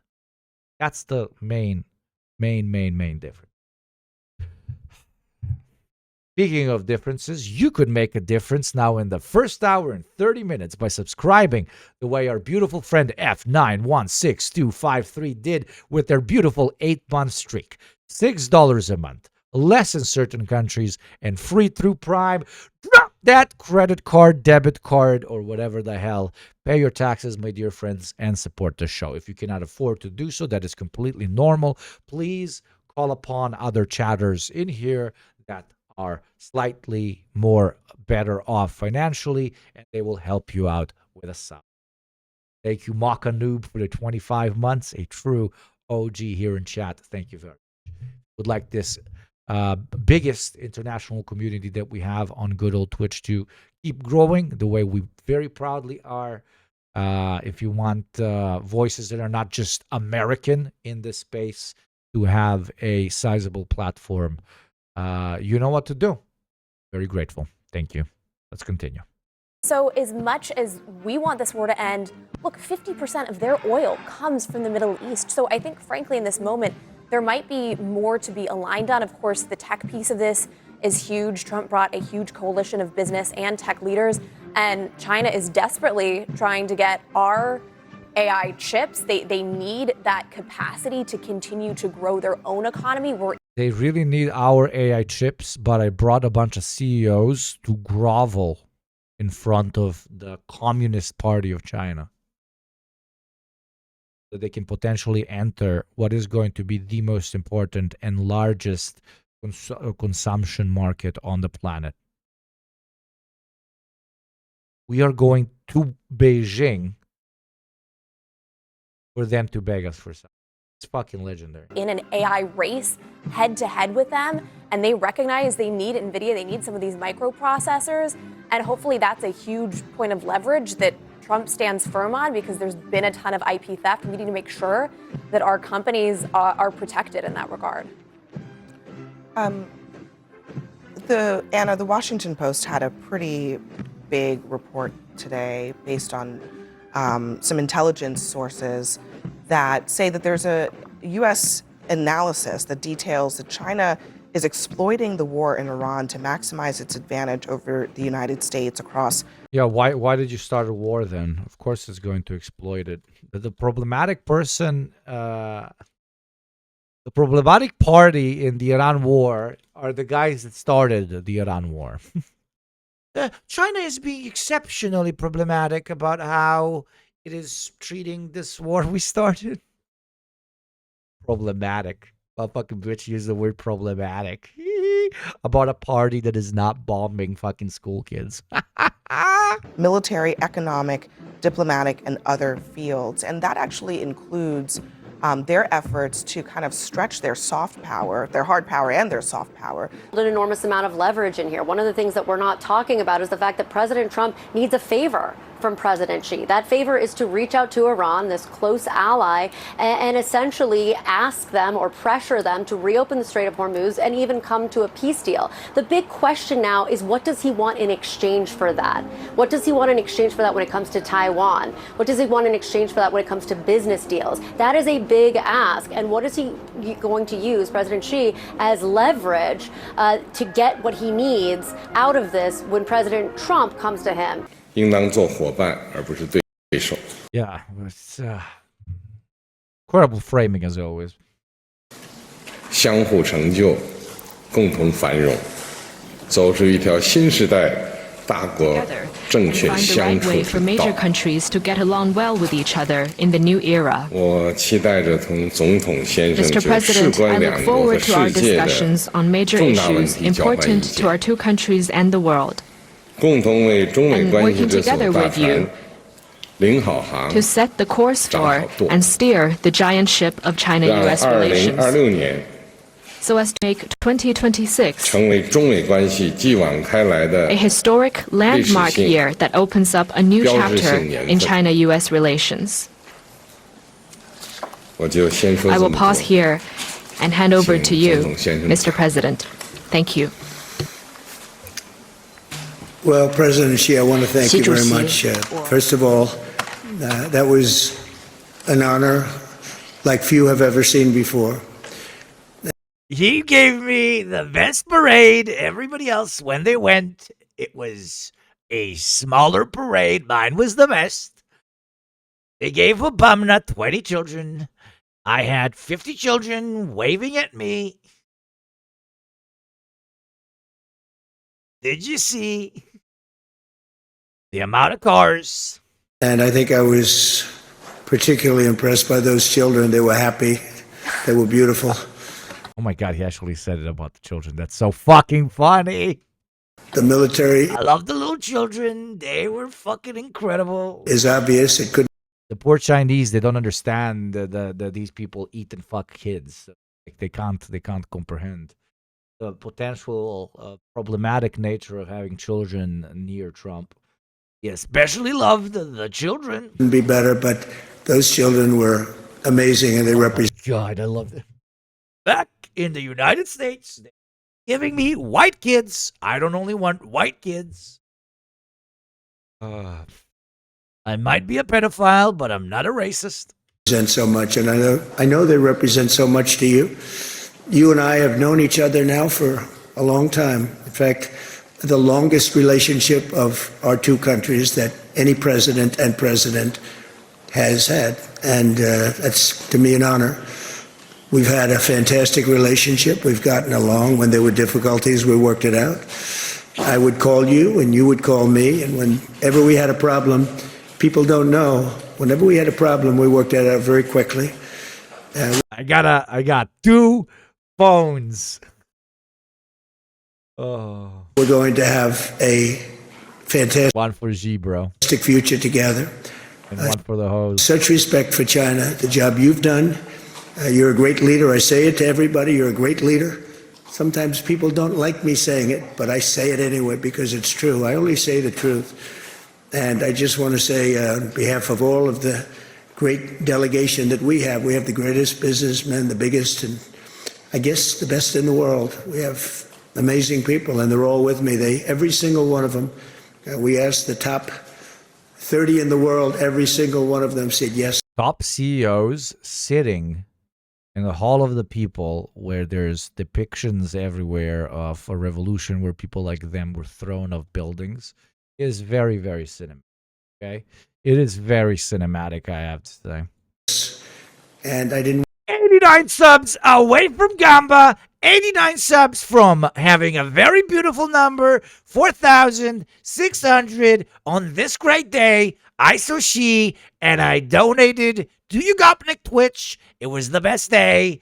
Number go up, chat go purple. It is sexy. Want the second or the third in the company. I wanted only the top. And they're here today to pay respects to you and to China. And they look forward to trade and doing business. And it's going to be totally reciprocal on our behalf. So I really love how we're pushing the narrative that it is China that does not have that it is China that is going to that it is China that relies too much on exports, and then we're going to this country that's definitely not a consumer economy anymore. When you say a consumer, not explaining myself properly, chat, a consumer economy is a place that can sustain its own domestic production by selling it to its own population. America has used to be the world's greatest consumer economy because when you make a product and you manage to sell it in the United States of America, that's how you make the big money, okay? They are the nom nom nom nom nom nation. Now China is slowly not only being the sell, but also nom nom nom nom nom nom nation as well. And China is working towards that goal with great fervor because that's what allows them for maximum self-sustainability. But you're going to ask, okay, where does the relatively cheaper labor that is no longer available domestically going to come from? Two places: greater levels of automation. Okay, so when you have the generational swap and when the population of China declines pretty sharply, you're gonna make up for those with automation, but you're also gonna make up for those in developing markets abroad that are not consumer markets yet, that China has already built up very good relationships with. And that is where the Belt and Road Initiative is going to play the main role, especially in Africa, okay? They are going to do what basically outsourcing to China did for China. They're going to be outsourcing mostly in Africa, but not only, which is then going to allow those domestic African economies to, if they utilize it the way the Chinese did, to eventually become a consumer society as well, right? Not just an exporter society, not just an exporter country. The bet in the far long term is, okay, then most of Africa also develops and becomes consumer societies. Where the fuck do we get the labor? That's where you either go into the pure, capitalist barbarity of fuck labor. Who the fuck gives a shit? Or a civilizational leap of proletarian automation. Okay.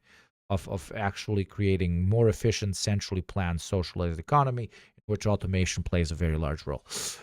Because there's the second there's no more place to outsource to, okay? The second there's no more like a poorer place than you to outsource to, everything fucking collapses. Everything. So we will have to an extent, either automate or basically do eco-fascism and go and proactively ensure that certain places remain underdeveloped so that they can be a cheap labor pool. Okay? Okay. This is the PRC has been working on this pipeline for a very long time.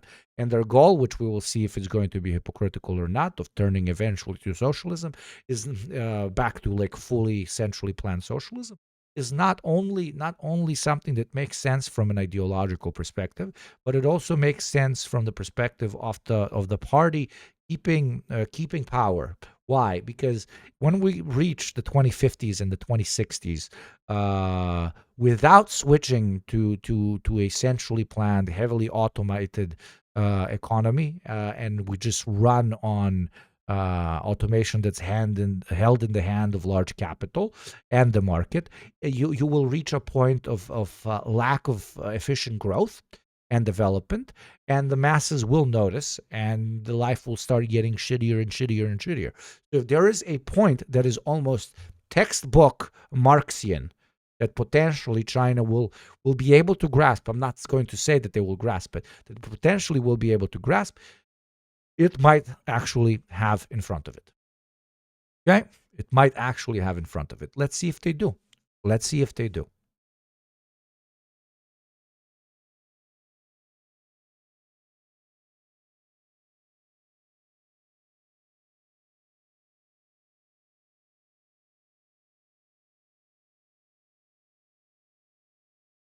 Chinese imports, you can't run a surplus forever.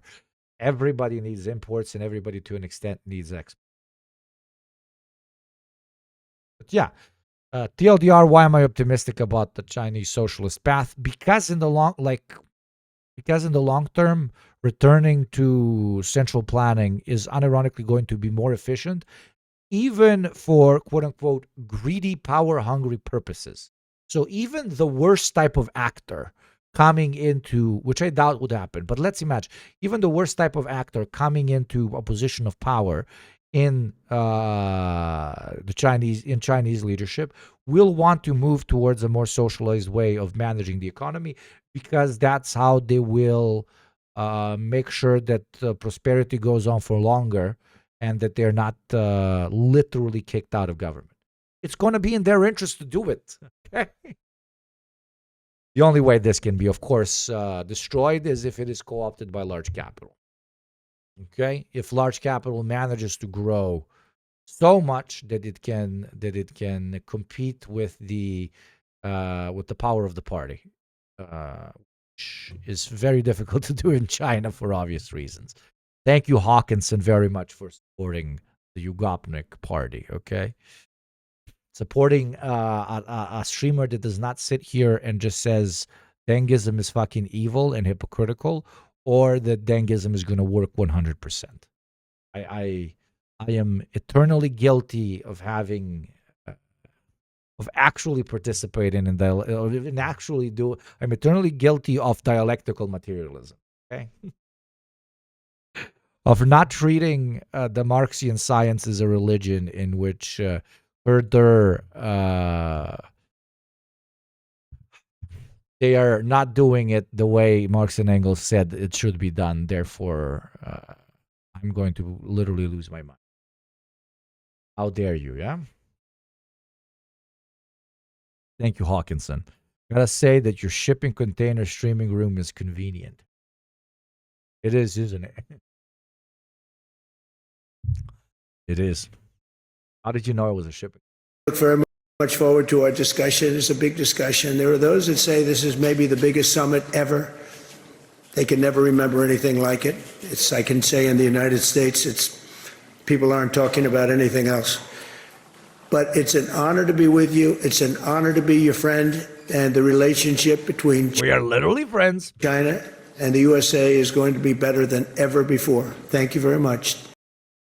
I mean, he said peace in the he said he ensured peace in the Middle East before he invaded Iran. So you never fucking know. Okay. China, Marco Rubio. Secretary of State Marco Rubio. Here we are on board Air Force One. We're headed to China.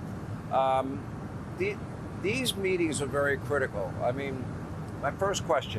Jesus, did they really bring this motherfucker, dude? They brought Sean Hannity to China. It is so funny. That is so fucking funny. Do you view China as our top geopolitical foe?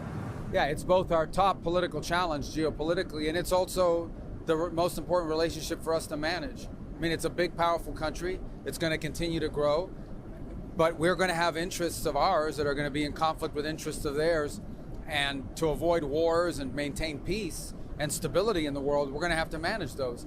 There are clearly areas where they're so important for the United States that we're going to have to raise those issues, and we'll continue to do so. The president's going to continue to do so. There might be some areas of cooperation, too, and we want to make sure we don't walk away from those. You know, it's interesting. The one thing the president always says, he's America first. He understands President Xi is going to be China first, Putin will be Russia first. I think having that understanding is a little bit unique, historically speaking, as if we should be. Realpolitik is unique, historically speaking. Looking at states as selfish actors pursuing national interests and interests of local elites is invented by MAGA. Surprised that they put their country above The Fox News crew got a ticket. Yes, we talked about it in the beginning of the stream. ours. Actually, Thank foreign you, though. policy Hit me with those tweets as always, brother. and national security matters work best when you understand that point. Every country should do what's in the best interest of their country. And then where there are areas of alignment, where what's in our best interest and their best interest are aligned, that's where you have cooperation. That's where you have alliances. That's where you have strong bonds of friendship. When there's conflict, that's between what they want and what we want. That's where the work of diplomacy and these personal relationships between the leaders are so critical. And there are times when some of those issues of conflict are irreconcilable. I think Iran is an example of that. The clerical regime wants to have a nuclear weapon, and the world, led by President Trump, says that's completely impossible, cannot happen. So unfortunately, there's some areas like that where it comes up. But there are areas where if we can find areas of commonality, that's very powerful and important. But we will have to manage these bilateral differences because they're very significant. And when it's two big, powerful countries, you know, that falling apart could have tremendous significance on the global economy and on global peace. I want to get back to Iran in a second. Let me stay on China. Trade, tariffs, intellectual property theft, Taiwan. Their help of Iran, I think, is part of it also. Yeah, all those topics will come up. There's no doubt about it. In the case of the Indo-Pacific, Taiwan, and so forth, it's not in China's interest or anyone's interest for there to be any sort of forced change in the status quo. I think stability there is very important. We've made clear to them, you know, that any support for Iran would obviously be detrimental for our relationship. That obviously is going to come up in this conversation. On trade, look, the United States is very clear. We have to be able to make our own stuff. We cannot depend on China or any country for that matter for 100% of anything that we need. You know, when you depend on any other country for 100% of what you need, you're very vulnerable. Likewise, you know, China wants the world to be dependent on them for 100% because it gives them strength and leverage. So that's a perfect example of an area in which our interests are not aligned.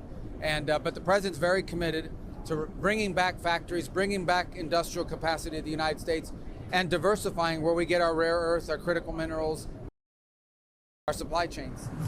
What did I miss? What did the big man Rubio here say? The king of Gusanos, the actual American deep state say, huh? What did I go to grab? A laptop destroyer.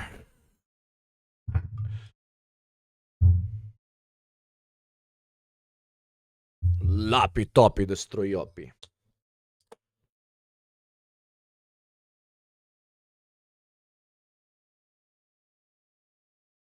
This is how you pour a Guinness, by the way. Only Guinness, you don't pour other ones. Don't do it, Hugo. Look at that caramel.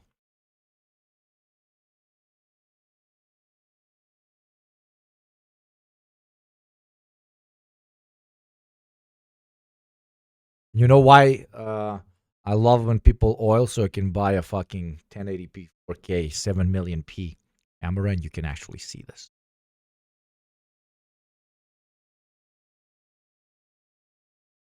Oh.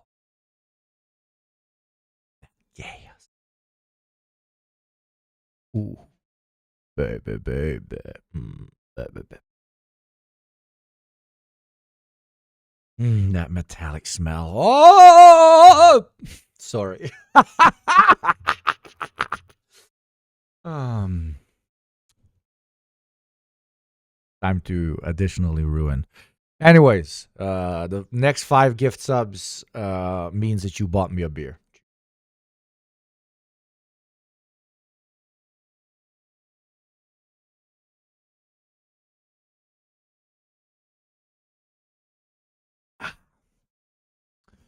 Bog s nami, mi narkomani.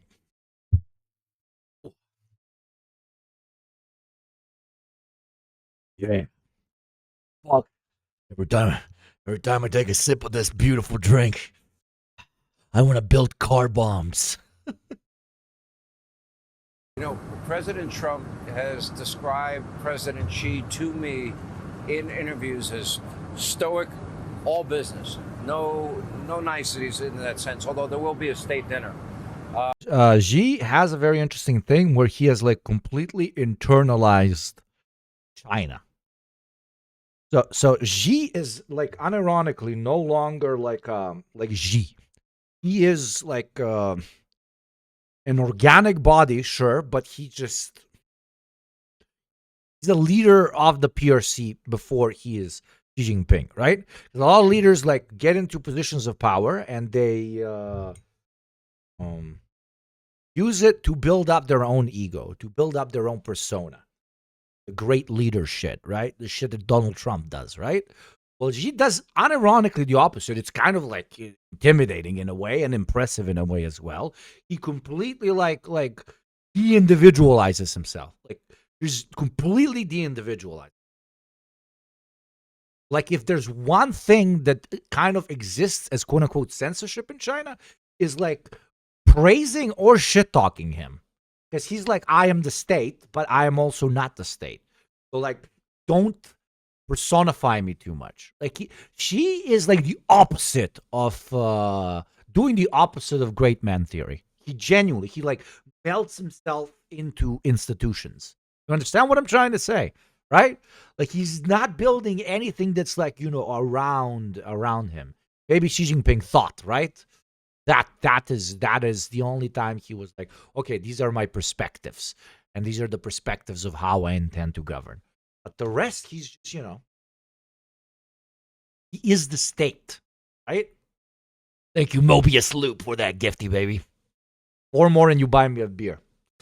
To go into a real Orientalist collectivism versus individualism analysis around that, I'm not doing it from that perspective. Fucking Mao wasn't that. Mao wasn't that at all. Mao was completely not that, like at all, right? But I get it. I get it, how it could sound, but that's not my intention. Oh, you are.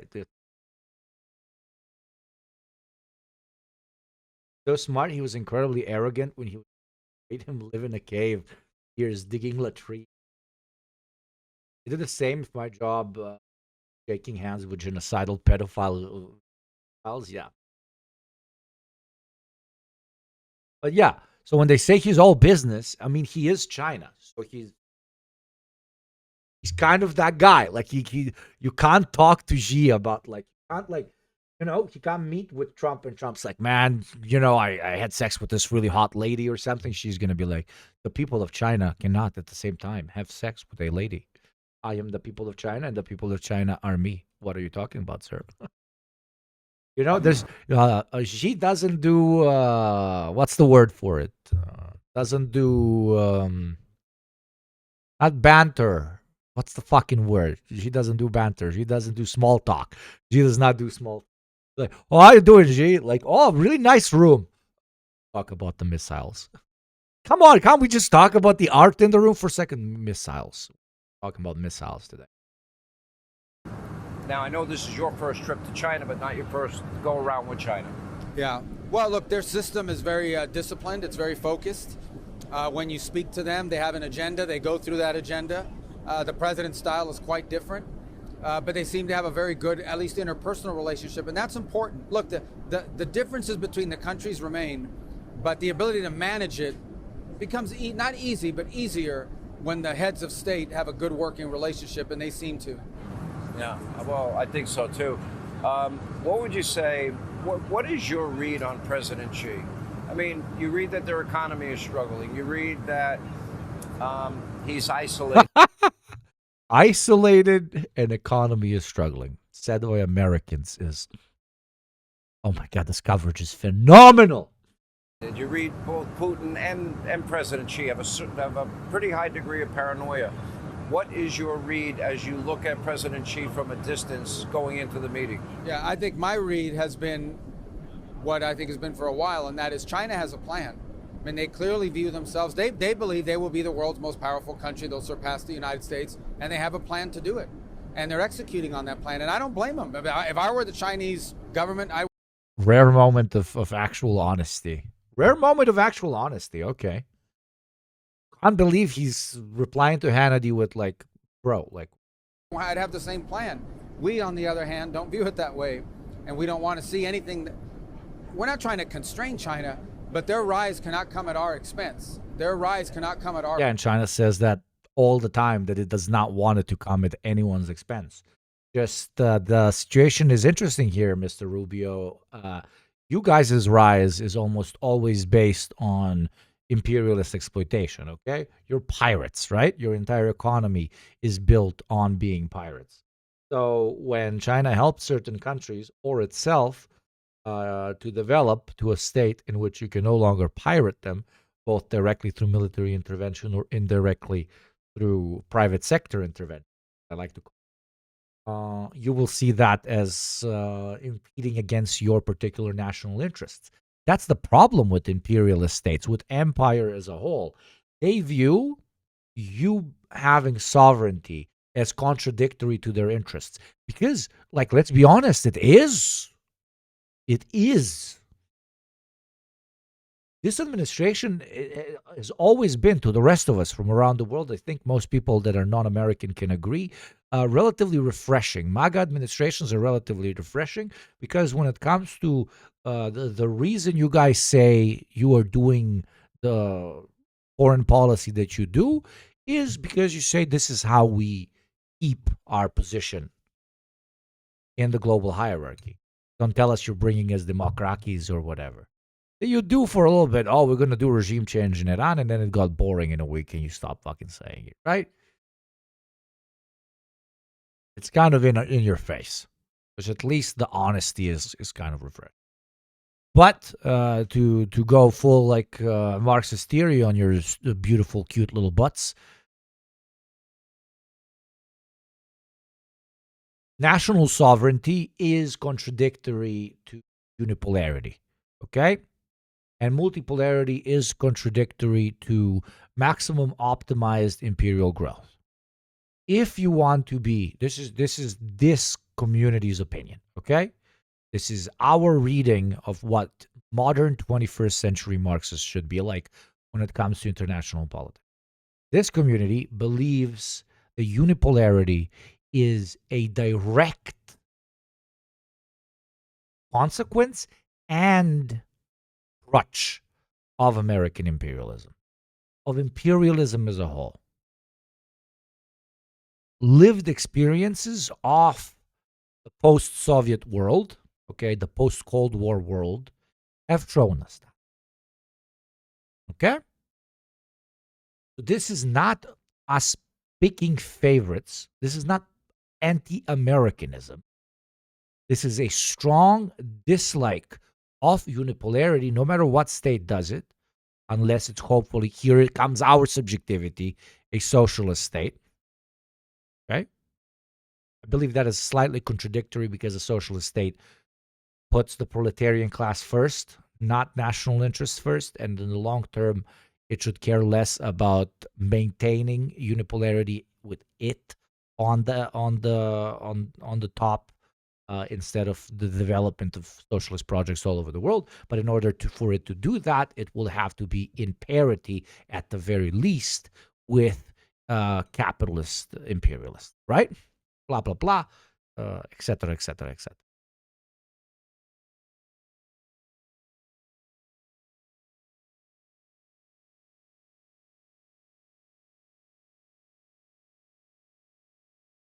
Well, imperialism was always multipolar until 1945.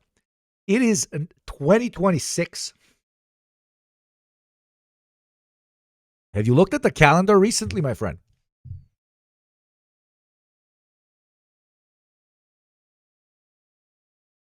Looking at problems caused by multipolarity before the end of World War I, if I may fix you. We had multipolarity during the Cold War of a certain type, right? Of a certain type.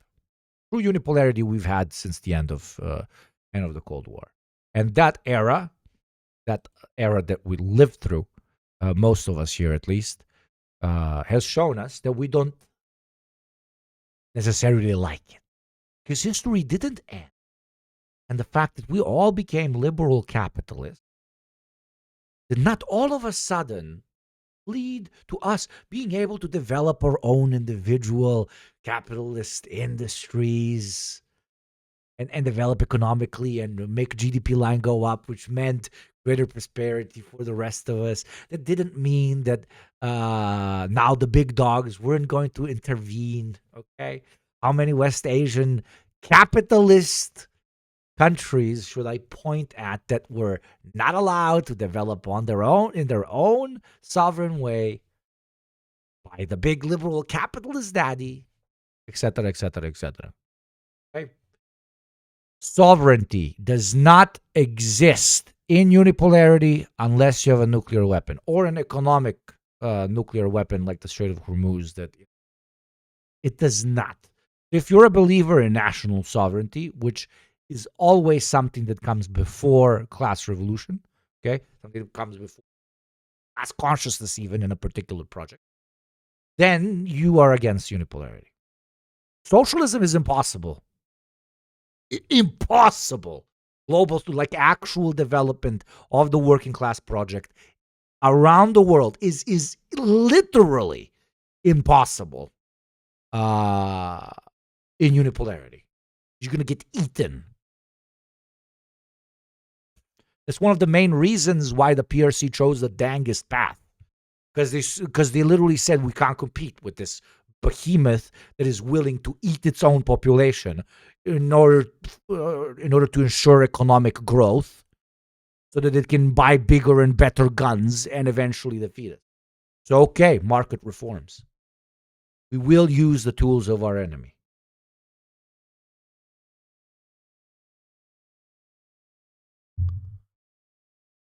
But when especially ultras come in and they're like, dude, what does fucking multipolarity have to do with socialism?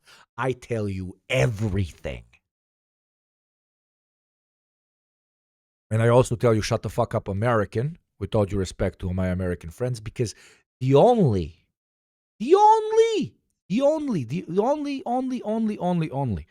socialist that does not talk about multipolarity is an American one, or one from a country deeply, deeply, deeply allied to the United States, whose interests, yes, very honestly, I'm not judging you, except if you're from Israel, then I'm judging you, tied to it. I understand why a South Korean or a Ukrainian or a Japanese person would support unipolarity, because you're in the friend group. Okay? You're in the group chat.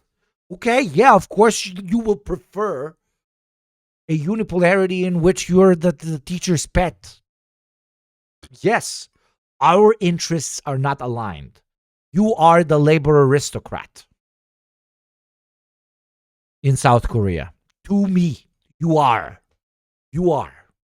Unless, of course, you're a class traitor in South Korea and then ally with victims of the unipolar world order. Sometimes it's much more complicated.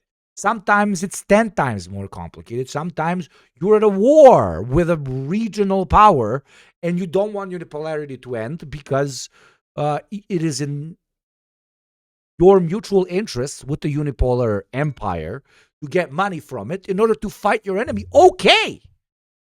That position makes sense. But we are working towards opposite goals. Unfortunately, we are.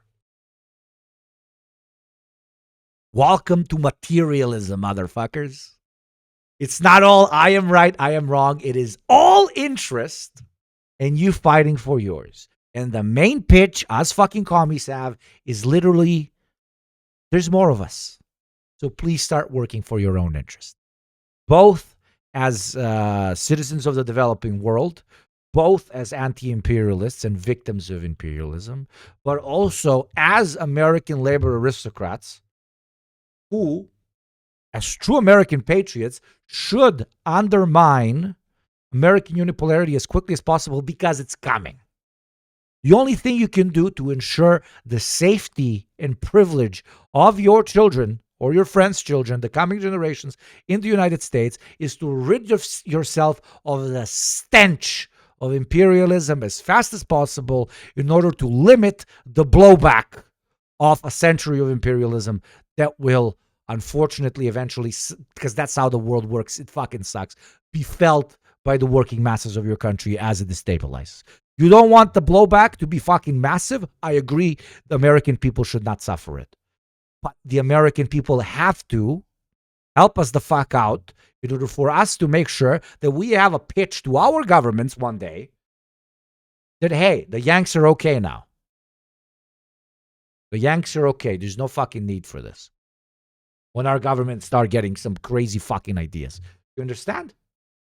Even multipolar international capital will attempt to prevent revolution. Example, the White Army. What happened to the White Army? What happened to the White Army?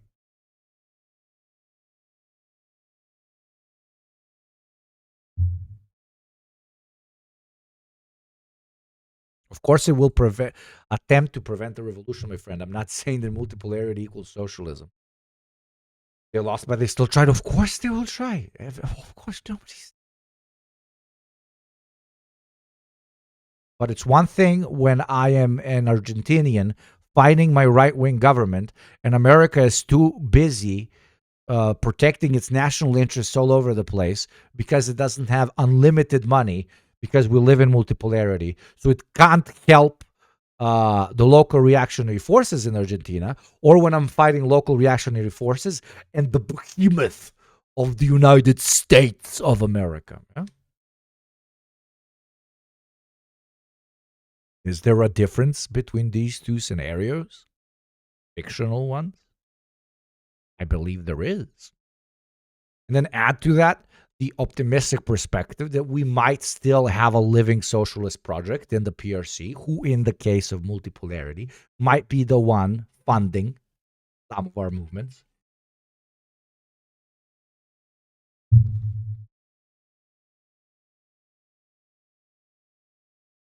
The Americans or whoever else, empire, has to be busy in order for its capital to be as far away as possible from reactionary anti-revolutionary forces during times of great strife where progressive forces are trying to co-opt these moments of crisis as proletarian revolution. That's my theoretical perspective. You're welcome to disagree. This is my opinion.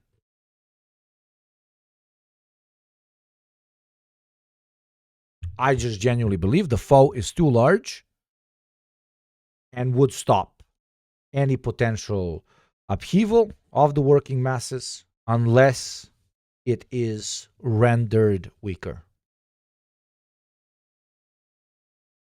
It is the basic application of progressive nationalism, but on a global stage.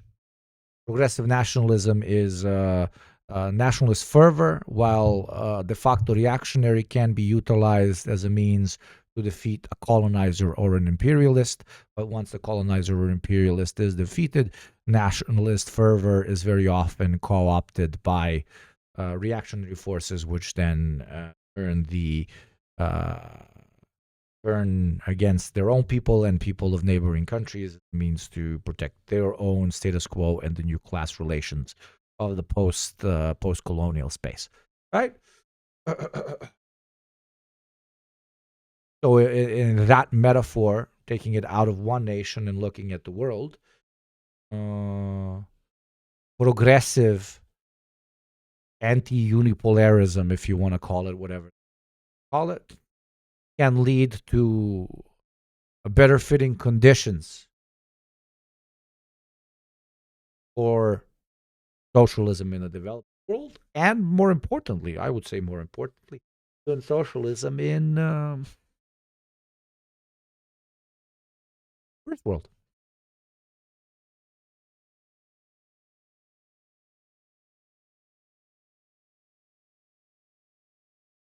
Luthen, you there? What the fuck?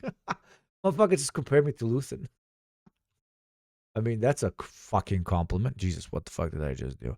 Anyway, speaking of Luthen, this shit doesn't fund itself. If you agree with Ugopnik thought and would like this sort of message to reach as many people as possible, especially in this space completely filled almost exceptionally by brilliant and kind, and don't get me wrong, but still very American voices, do consider paying your taxes. I think today we can reach 10 gift subs. This week there's going to be 4 streams. Sorry, 10 gift subs, 10 Western tax payments. There's 400 of you. I'm sure there is 5 more beautiful Western taxpayers that can afford to enrich chat with Beautiful Chinese subscriptions. Okay. So this is my grift segment. So support the show. Support the type of message we're trying to push across. If you agree with it, pay your taxes for the week. A lot of developing world chatters today not paying their taxes. Show the first worlders how we get it done. Exclamation point tax. If you want to see how the reverse apartheid system of the Yugopnik tax bracket works like. And if you don't want to pay taxes but want to subscribe individually, that's also accepted. Welcome and very sustainable for the show. You know what to do. $6 a month or free through Prime. You prime me with that month. I believe in Chucha Yugoism.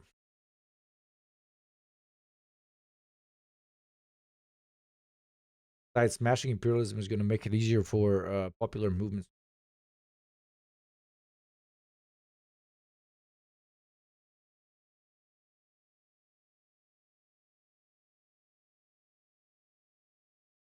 Don't your theories base themselves on the fact that capitalists would rather multipolarity than unite and destroy the revolution forces to an extent? My theory implies that they would not have enough resources to quell the rising fires of class conscious revolution in multipolarity to the same extent that they do now. So unironically, their power levels would be lower.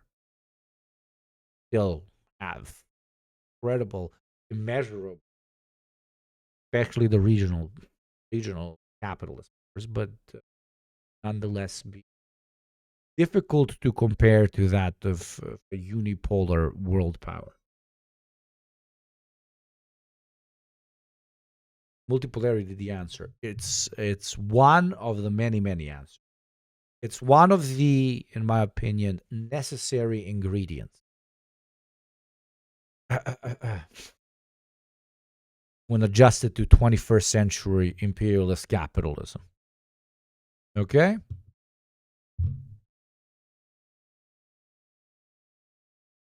It's one of the many ingredients. Anyways, yeah, chat. We are 90 subs away from Gamba. It would be incredibly fun to do either GeoGuessr or Gamba if you want to subscribe. Thank you, Anon, for the 2 gifties. Thank you very much, Anon. Let's make number go up. Thank you, Xi Jinping. Xi Jinping, how was your meeting with Donald Trump, eh? Joke in chat is whenever there's an anonymous gift, it means Xi Jinping.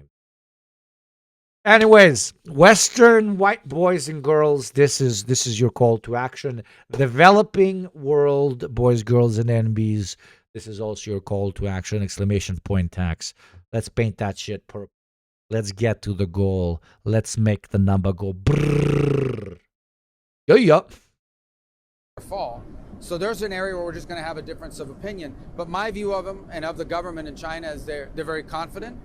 They have a plan, and they're trying to execute on that plan, which is fine. I understand that from a nation-state perspective, but when that plan is in conflict with the national interest of the United States, we need to do what's right for the United States. And that's always a meme with the United States, because all national projects of every country on planet Earth which pursues growth and sovereignty is in opposition to that of the United States of America, because motherfuckers just can't manage to mind their own business. The entirety of their economic model is not minding their own business.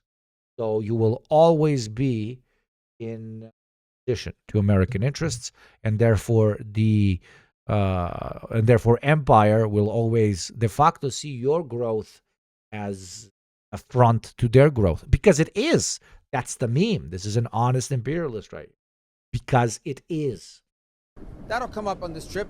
But more importantly, that'll be a feature of this relationship for a long time. If you had, it's kind of hard. It's not a fair question to ask. But if you had a goal coming out of this summit, because this is a big deal, that you're going, that the president is going, the Secretary of Defense is on this plane, and so many others, and every top business leader in America is going on this trip. It's kind of crazy.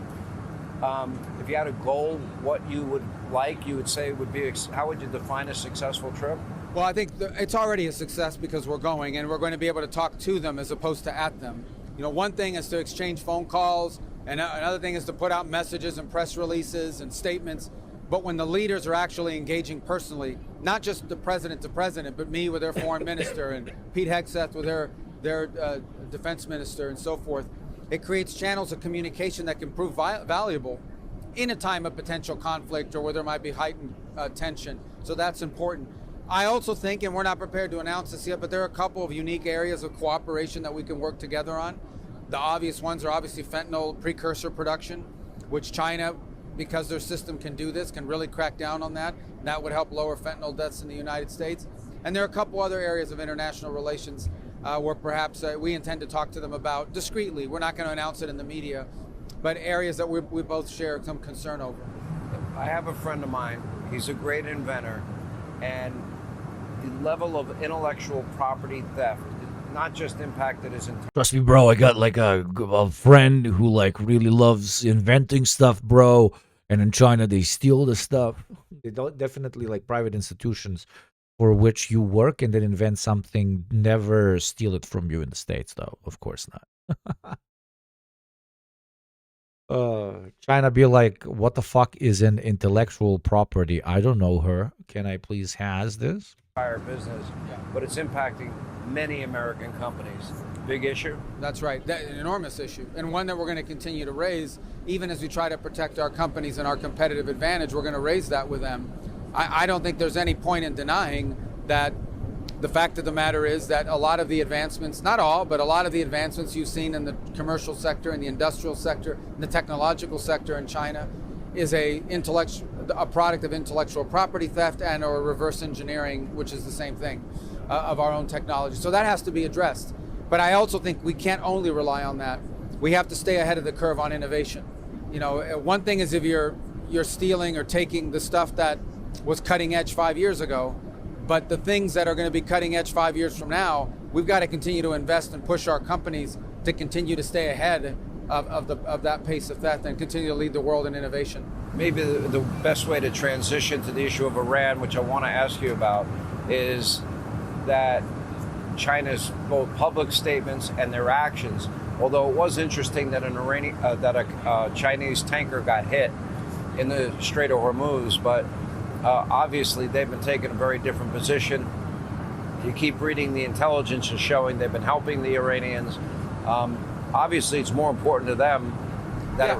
We've made the argument to the Chinese, and I hope it's compelling, and they'll have a chance to do something about it at the United Nations later this week when there's a resolution just condemning Iran on what they're doing with the Straits. Look, there's three things. The Chinese have ships stuck in the Persian Gulf because setting up a system that says we're going to let certain ships through but others not, it's easier said than done. And you saw a not Chinese flag vessel, but it was a Chinese cargo, got hit over the weekend. I'm sure Iran didn't do it deliberately, but they did it. It happened. And so that's why these Chinese ships are stuck in there. The second is, I don't think that... Jesus, this tweet is making the rounds. It's such a stupid tweet. I don't get why it's getting so much fucking attention. Like, the fuck? The fucky? 1.6 million views. 50,000 likes. I just call him a crackhead, dude. It's not even that funny, man. You know what streamer privilege is? Complaining that only the shitty tweets you make get 50,000 likes. Dude. My Twitter game would be fucking fire if I gave a flying shit. You can tell a communist didn't make this because Engels wasn't sleeping besides Marx.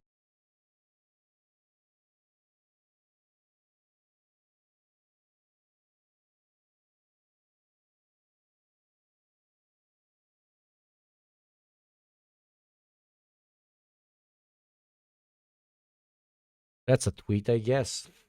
Fuck. Anyways, this is a tweet. Can I row them by likes? What is the top likes? JD Vance full name. Jorkin the Penis Vance.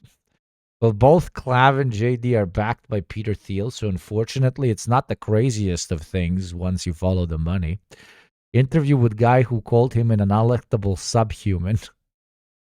It's endlessly amusing to me that the dude went to an Ivy League school to escape the chuds of his hometown and reached nearly the top of the political hill just to have to hang out with chuds. My friend, he's the definition of a chud, okay? Straight up told him stay home while the adults do the work.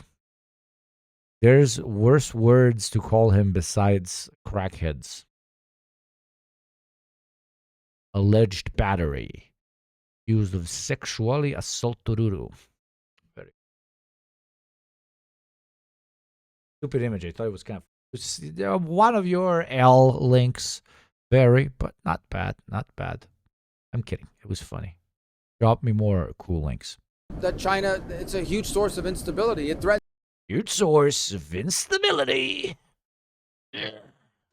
Let's cross now live to Beijing, and our White House correspondent Aisha Hasni standing by there. Aisha, what are we learning as this first meeting at least, wraps up? Hey, Jonathan. Well, as you put it, there are quite a few people in this delegation and quite a lot of topics to talk about, which is why it is no surprise that this bilateral went over schedule. It went very long, and China is already out now with a statement, several statements, in which they say that President Xi told Trump trade wars have no winners.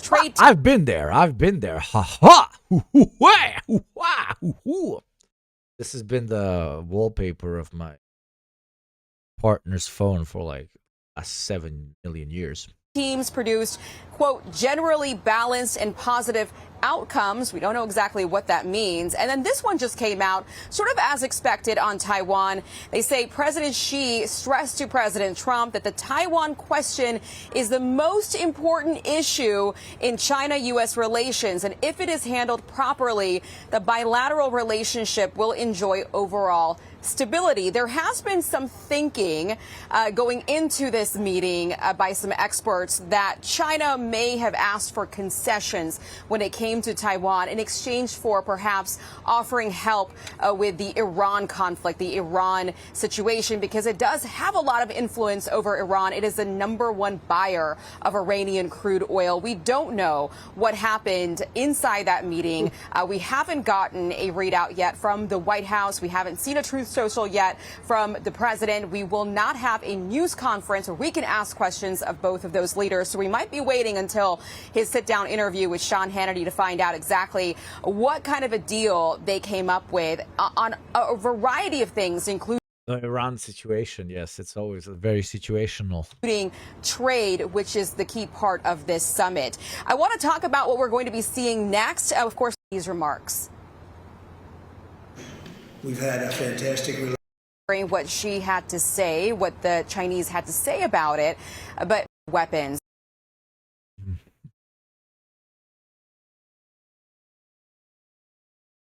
There is a new video from 32 minutes ago. President Trump and China's President Xi are attending a state banquet in Beijing after the first day of their bilateral talks. Now, a White House official described it as a good meeting and said the two discussed Iran, trade, and energy. But beyond the pomp and circumstance, tensions are growing over Taiwan. Chinese state media reporting that Xi warned Trump that Taiwan, the democratic self-governing island that Beijing views as part of its territory, is, quote, the most important issue in China-U.S. relations and could create a very dangerous situation if mishandled. Some observers viewing that as a threat. CNN's Will Ripley is live this morning in Taipei, Taiwan. It seems like this island, with China has threatened to take by force, is really emerging for China as a key issue here of the summit. Meanwhile, it's sort of the tale of two straits. Meanwhile, you've got the Strait of Hormuz also lingering there, with the president wanting China to help get that open. Yeah, you know, it's interesting, Sarah, because the officials here in Taipei were sort of expecting this kind of language from Xi Jinping. It didn't come as a surprise that it was the first thing that Chinese state media reported, this comment basically saying that if the U.S. and China mishandled the issue of Taiwan, it could lead to a military conflict. We've heard that sort of thing from Beijing repeatedly over the years. It is noteworthy, but not surprising, that that was the first line of information that they chose to leak to the Xinhua news agency. I want to read you a little bit more of the quote that was reported by Chinese state media from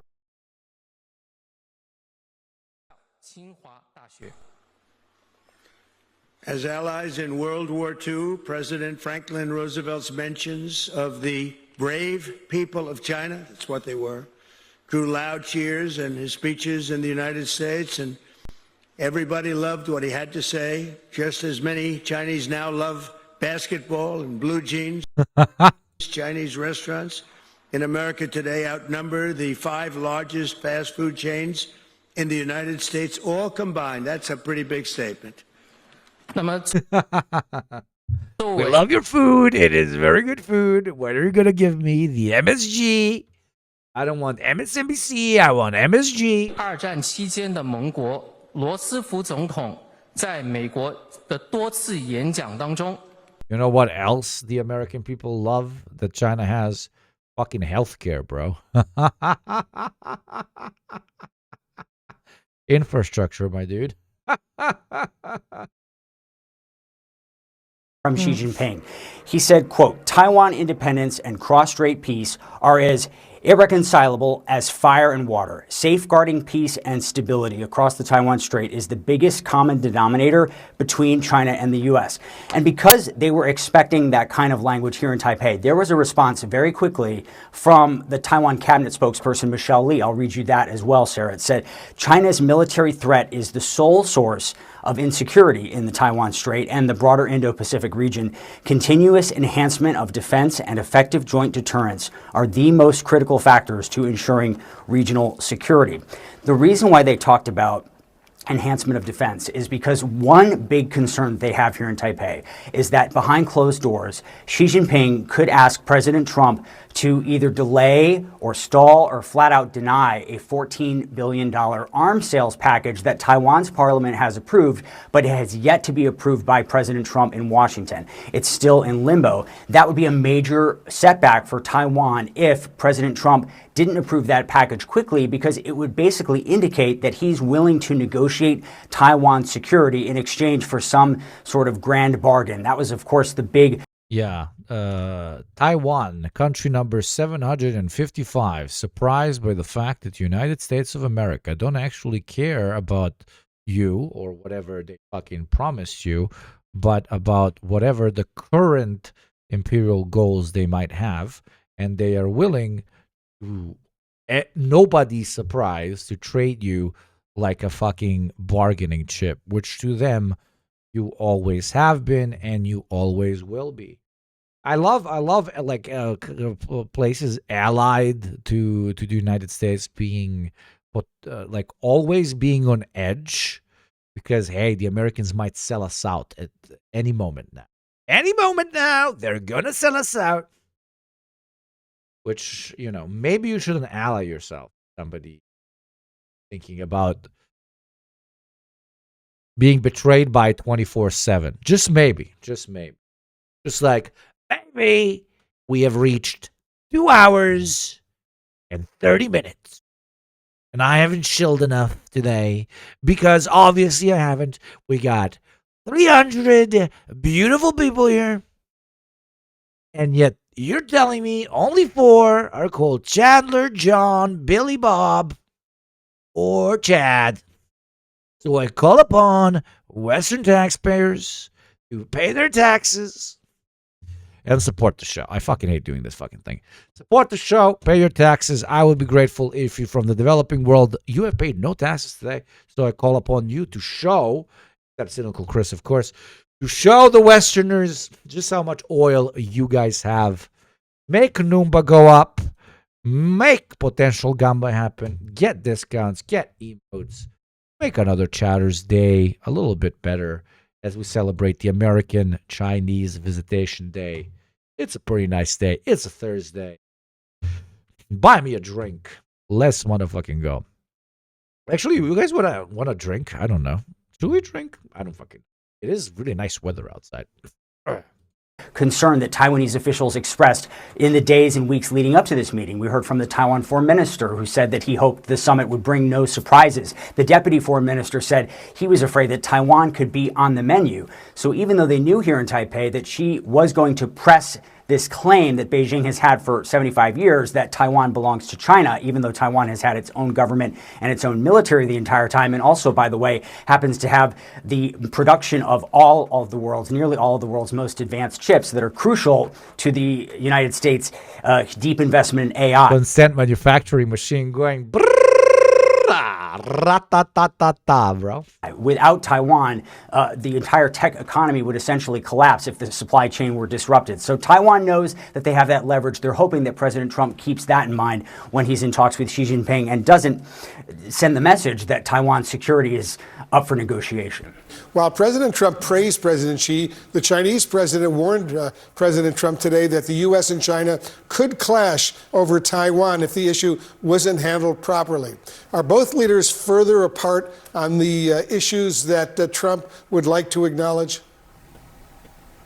Certainly on that one, Wolf, there's no question, at least historically on the U.S. posture, we have not heard President Trump say much about what he thinks of what could happen with China and Taiwan and the U.S.'s role going forward. And so it's interesting that President Xi, made this quite clear at the outset. The prospect of a clash of China taking over Taiwan or attempting to take over Taiwan, and then what does the U.S. do? And it has all kinds of implications in terms of semiconductors, in terms of chips manufacturing, and so forth. That we don't quite know what this looks like in a Trump 2.0. I will be interested to see if President Trump discusses much of what he actually thinks on that front publicly. As much as President Trump often seems unable to help himself from blurting certain things out, there are areas where he tends to keep his own views a little. In this place, they have have an ice cream that looks exactly like the place. It's very cool. Give you a little ice cream that looks like a building, and you feel bad about licking that shit. You get max Godzilla energy. Held, and I suspect this is going to be one of them, but we'll see. With us now is Congressman Mark Alford, a Republican from Missouri. Congressman, always great to see you. Let me read you part of that statement from China again. Oh my God! Let's get a hawk to be very hawkish, because he didn't get invited to the fucking trip. Quote: "If it is not handled properly." And this is, he's talking about the Taiwan issue here. "If it is not handled properly, the two countries may clash or even come into conflict, pushing the entire China-U.S. relationship into a very dangerous situation." So some see that as a warning or a threat from President Xi. You care deeply about Taiwan. You have... Of course he does. Little cuck boy. Little bitch cuck boy! China's literally saying, don't keep giving money and weapons and motivation to Taiwan to scream independence, and we're going to be pretty chill. That's the fucking message. The Chinese aren't saying, hey, we expect you to do nothing if we do a military intervention. Nobody would say that, because they know that the Americans would do something if they do a military intervention. What they're saying is, if you want our help with Iran, that is my vision at least, if you want some help with Iran, not like they can do much, honestly, but if you want some help with Iran, stop continuously sending arms to Taiwan. Been there, traveling there in the last couple of years. What do you think the clear U.S. statement on Taiwan should be? Nuclear war if you touch this micronation. Well, John, thanks for having me on. Look, we have had since 1979 the Taiwan Relations Act from Congress, a policy of strategic ambiguity. We're not saying they're an independent nation, but we're not saying they're part of China either. We don't have an embassy there. We have an American Institute of Taiwan. I've been there. It's a very beautiful facility. But Taiwan is important to us. It's important for their chip manufacturing, for drone capabilities. Our partnership with Taiwan is important, but also our partnership, burgeoning partnership, it looks like, between Trump and Xi and this new era that Xi has described is also important. We've got to make sure that trade continues. We've got to make sure that we are able to export our Missouri soybeans and pork to China. And Taiwan also, of course, is buying some of those as well. It is a delicate tap dance at this point. But look, in the appropriations process, excuse me, in the appropriations process, just 2 weeks ago, under the full committee for appropriations, we appropriated $500 million for Taiwan in foreign military financing. That is up from $300 million just 1 year ago. So I think, we're sending a signal to Taiwan that we value them, but we also value President Trump's initiative to better relations with China. Would you want those better relations to come at the expense of any reduced arms sales to Taiwan? No. Taiwan needs to be ready for what could happen. And under our strategic ambiguity, the 1979 Taiwan Relations Act, we have committed to not necessarily aid in their self-defense, but give them what they need to defend against any aggression from China. And that's very important that we live up to that. Joining us now is Democratic Senator Chris Coons from Delaware. He sits on the Senate Foreign Relations Committee. Thanks for being here, Senator. I appreciate it. Xi Jinping saying this about Taiwan, according to state media: the Taiwan issue is the most important issue in China-U.S. relations, and also saying if mishandled, the two nations will experience collision or even clashes, pushing the entire China-U.S. relationship into a highly dangerous situation. Do you see that as a threat from Iran? Thank you. I don't think so. For the 9 Montururus. Thank you. Absolutely, Kate. That's a threat from Xi Jinping. And our challenge is that we have a distracted president and a distracted Secretary of Defense. I'm the senior Democrat on defense appropriations. And when we had Secretary Hegseth in front of I'm the ultimate appropriator. I love appropriating. Our subcommittee this week, I really pressed him on what's the plan to end this war in Iran and to reopen. Bro, where are you going looking all fly and shit? To meet up with like 400 people. You know? Drink a couple of beers with 400 people. Actually, I'm going to try a new rakia that I haven't tried. Whenever somebody's like, why do people like put on like fun, at least outfits when they stream? Because even if you have a small stream and you're streaming with 10 people, you're interacting with it's a social occasion, you know? It's a social occasion. I'm gonna red pill you guys into also dressing up when you come to a stream. I'm like, send me pictures of yourselves right now, but not in a weird way, of your outfits, and be like, how dare you come to the occasion like this, you filthy maggot. Fucking with it. Oh no, thank you, Poppy. Like, I'm just fucking around. I'm in a cute summer dress. Shrug it. There you go. There you go. I know my chat is well. Aren't we all wearing masks? Masks, absolutely, as JD. I hope you are. I hope you are. Anonymity is very important on the internet. You go looking like the guy I'd find with some extra Molly on the rave.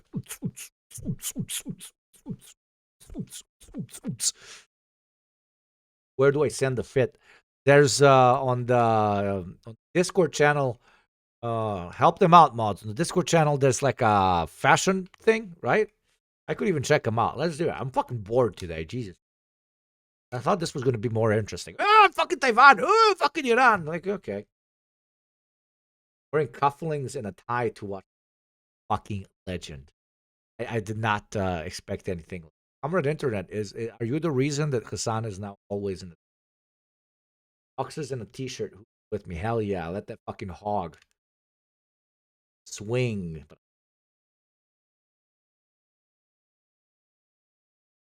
Shorts and sleeves. Hell yeah. Comfy at home, dude. Comfy at home. in the Strait of Hormuz. The Iranians have just made a next strategic step, which is allowing Chinese supertankers full of oil to cross the Strait of Hormuz. Meanwhile, 2,000... Yeah, they started a war with them. The country that hasn't started an oil with them gets to move their goods through their ports.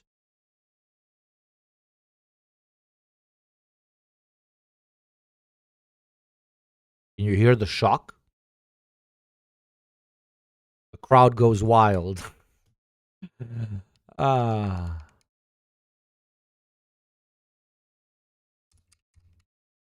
Comrade Internet. Other ships, critical for fertilizer, for fuel, for gas, are still. I'm gonna fertilize you with this dick. Bratan, bratushka. Costa, brat. Costa. Opele. Anyways, there's a more important things happening than the meeting of the two industrial giants of the world. And it's an emo-looking lady, reactionary emo-looking lady. The other day, talking about a pretty smart guy with a small head. Okay. Did she really like change her fucking outfit just for this, dude? You're not proving his point by like wearing normal people clothes for this one. Did she really not put on a normal t-shirt, like a normie t-shirt? Blad, wear your fucking little black fucking dresses, motherfucker. Goon Master 9000. What's this? Blue Zoo Des Moines, the interactive aquarium at Jordan Creek Town Center, tied to what was reportedly Iowa's only shark attack on record, is officially shutting down. Shark attacks in the U.S. Oh, that's so fucking niche. That's glorious. That's glorious. Ay.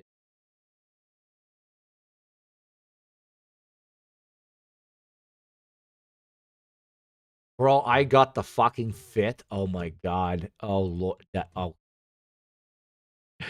DJ Walters looking ass. DJ Walters looking ass.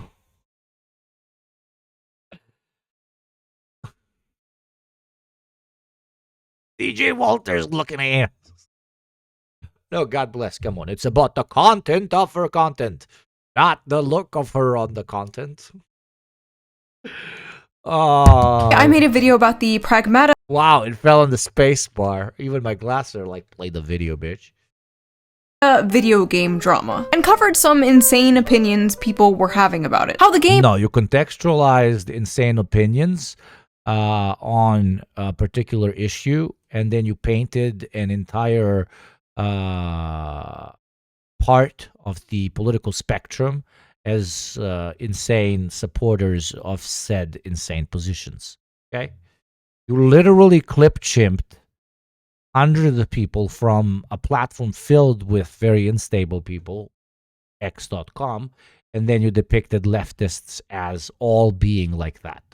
You did propaganda. You knew exactly what you were doing. You were farming a very stereotypical outlook towards leftists as a way to get all of your right-wing chuds perpetually stuck in teenage years, even though they're 30 years old, to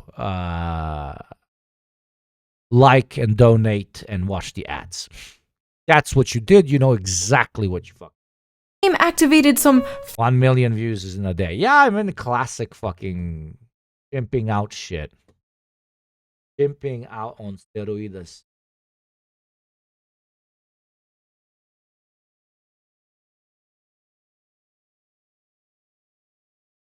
fatherly instinct in some men, and how people were calling those men creepy incels for having. Yeah, if you made a video that actually did that, you would be very fucking normal. But you did not do that, did you? Do we have to go back to the video? No, you painted a particular political movement as having insane opinions based on insane people's tweets on X.com, okay? The basic human desire to start a family. A small part of that video was covering far left. Also, you did like very stupid shit where you just like used the other day I used video game terminology to talk about women's craving to have children versus male craving towards having children and shit of that sort. Hasan Piker's awful opinion about it. I will play that segment in its entirety so you have some context. What's really interesting about this is all of these unfuckable losers in the gaming sphere always talk about like starting families and stuff. And I don't understand like why this has become a thing that they care about. Like if you're a gamer, you should care about things that you actually experience. You should care about things you actually enjoy, right? If you're a lonely gamer who has never been around a woman and will never have sex with a woman, why do you care? Like, why do you care about having children or like riding for having children? Like, it's just not something that you're going to experience ever for your life, for the rest of your life, right? This is something that I never understand. Wow, maybe there's a reason people are yearning to start a family and can't afford to have one and can't seem to find a partner. They feel alienated from their work and atomized from their community. If only there was a political commentator around to speak about all this. Oh well, guess not. First of all, the only care about something if it affects you is... Yeah, but that's the meme. There, he's not addressing someone who is simply complaining about the fact that it's very difficult to start a family. There, he's addressing a whole community on Twitter which are using footage from that game and women's reactions to that game and that particular character as a way to form a narrative in which the left is agitating against families, against having children, and how more media that presents children in a positive light would have a more quote-unquote net positive influence on how many people have children. It is a conspiracy theory that the leftists control the media in order to, you know, a push for diversity, push for interracial relationships, blah, blah, blah. And now a new category, be very anti-kids or something. So that's what Hasan in that particular clip was reacting to. He was reacting to far-right people on Twitter using conversations about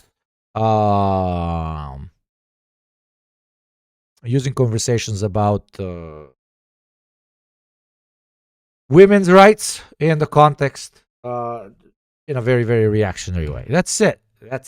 So no, he wasn't talking about how everybody who feels alienated and doesn't want to have children is actually a fucking idiot who should just stick to gaming. He was talking to reactionary gamers who were making the point that if only more children were depicted in games instead of this leftist cabal limiting how we perceive them, maybe there would be more quote-unquote babies out there in the world. Yeah, it's complete manipulation of what is happening on. Extremely libertarian coded and also very weird coming from a guy who understandably wants everybody to care about a genocide that is happening across the ocean. Second of all, what is this nihilistic horseshit? Yeah, never aspire for anything, never aim for greatness and meeting. And I love how he's like, unfuckable losers. Like, okay, congrats on the sex, bro. Check out this sex haver over here. I'm sure all those unfuckable losers could easily go to foreign brothels and pay for sex like you, Hasan. Also, 35? No kids? Sitting in his ugly ass $600 Gucci sweater. I swear I've never seen this guy in a fucking normal ass t-shirt. Sitting on his high horse, looking down at people for wanting something more out of life. I don't understand how someone could be so— Sub count number plummeting! Oh my god, please stop her. Oh no, it's avalanching. It is avalanching. This is the time, chat. Save us from the decline, okay? It's not about decline in natality, okay? It's about the oil decline, okay? I call upon all patriots to increase sub-count rates, not birth rates. Sub-rates is what matters. And the sub-rates are going down, baby. Read my sub-count, chat, right now. Whip it out and breed with my sub-count. My sub-count is incredibly attracted to debit cards, okay? It loves debit cards. Oh my god, it immediately sticks. It immediately sticks. The baby sticks the second you get a fucking debit card in that fucking sub-count. Yeah, yeah. Save us from sub-decline, okay? This is sub-genocide, okay? mentally mind raped, that this is their reaction to such like a simple, wholesome concept. Yeah, that's the manipulation, because that, again, that's what I'm saying. That's not what he is reacting to. He is reacting to people clipping streamers, female streamers, calling those, the kids in the games cute, as a way to show, hey, we just need to expose more women to this, and then they will breathe with us. It's number one. And number two, oh, finally a game that is fighting against the leftist war against having children, which does not fucking exist. Okay. Sub-cost fallacy. Oh no, not the sub-cost fallacy. Doom. Literally zero savage. Legendary. Today we are riding down the slopes. Hasan went to a brothel, but that's such an old news that chat doesn't even know what is being talked about. Really?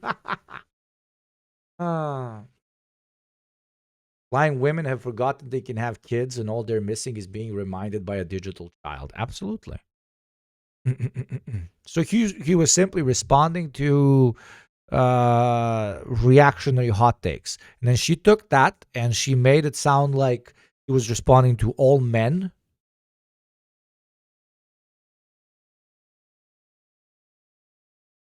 And as if he was saying, like, having kids is reactionary or some stupid shit like that, right?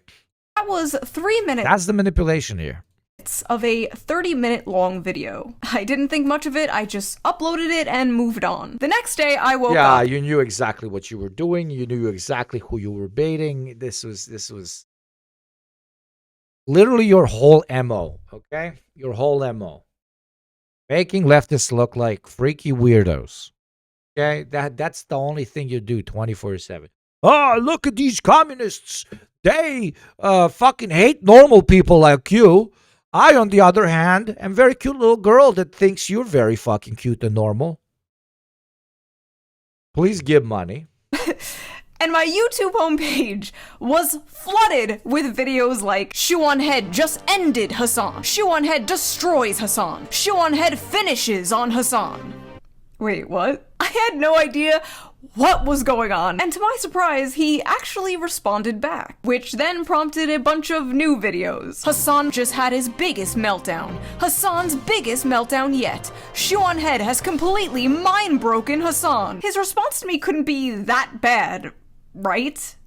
Right? What an unbearable f***ing way to exist, dude. Oh, I'm getting all my politics from Shoe on Head. Ooh, look at me. I'm an emo girl. Ooh, look at me. 4chan guys who are now 38 years old want to fap to me. Why would you openly admit that you listen to Shoe on Head? What the f*** is wrong with you? In this video, I'm going to show my raw reaction to... You just said you're fucking irrelevant, and it's cringe to be a member of your audience. Very classic internet back and forth. It was funny. His response, and throughout that will be sprinkled in like... His response was, this is not worth my response, because what the fuck am I responding? The fuck is he supposed to respond to? Misinterpreting the audience he was speaking to in that previous clip, and that the fuck is he... normal commentary. Now, I'm gonna be completely honest, I was really debating whether or not to do a response to his response, but like, everyone else is covering this crash out, so why wouldn't I, the subject of said crash out, cover it myself? Like, there's currently a resolution in Congress to, like, disavow Hasan Piker, the same thing that they did to Nick Fuentes, disavowing private citizens for what they said on the internet. What are we doing here? Does our government really have nothing better to do? Like, there is so much going on in the country right now, so much going on in the world right now. I feel like decades worth of news happens, like, every week. Every day there is a breaking story of the most insane stuff you've ever heard in your life. Everyone is expected to have a fully formed opinion immediately. But the reality is... Okay, so you're trying to say that this stuff is not that important, and that we should care about more important stuff. We should talk about more important stuff. The male protector fantasy. Is it incel to be a father, in which you depict leftists as lovers of incel? Here you talk about doomsday cults. Ooh. Here about cry bullies. hear about the contrast between the far left and the far right.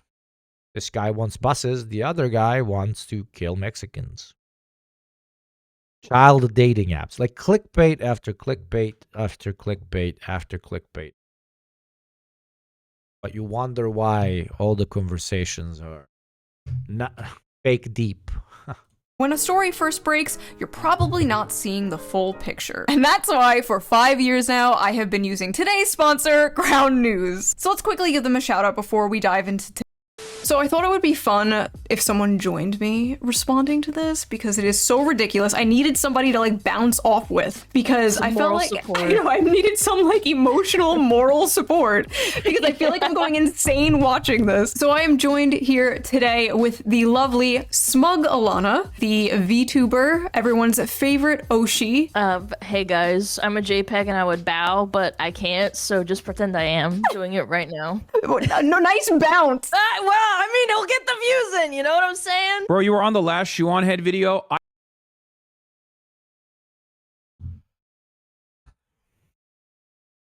gonna go take a piss. I will literally shoot myself if you bring that shit up in here, okay? Why? What do you want me to do? Myself in the face, not die in the process, but at least lose significant chunks of my brain so I can operate at the same substandard, suboptimal IQ level that Shoe on Head and her dumb audience operates in so I can do a regular response to that? Is that what you want me to do? Why is he so mad? Still has yet to bring up anything. Nothing. Zero points. Like, Zero points addressed. How many seconds in are we? I basically made the same joke in my video about like giving myself brain damage so I could understand. Trying to follow the logic here. Let me just give myself some brain damage. Imagine being that chatter. Like, hey Hasan, did you check out this video? Do you want me? Ooh, look at me. I'm an emo girl and I change my politics all the time. Ooh. Time out. Please. Emo? I wasn't even gonna bring that up. No, hold on. For me, it's the wild way that he frames having nuanced opinions, like depending on the subject. Like, God forbid you disagree with Hasan Piker, the arbiter of correct opinions of the internet.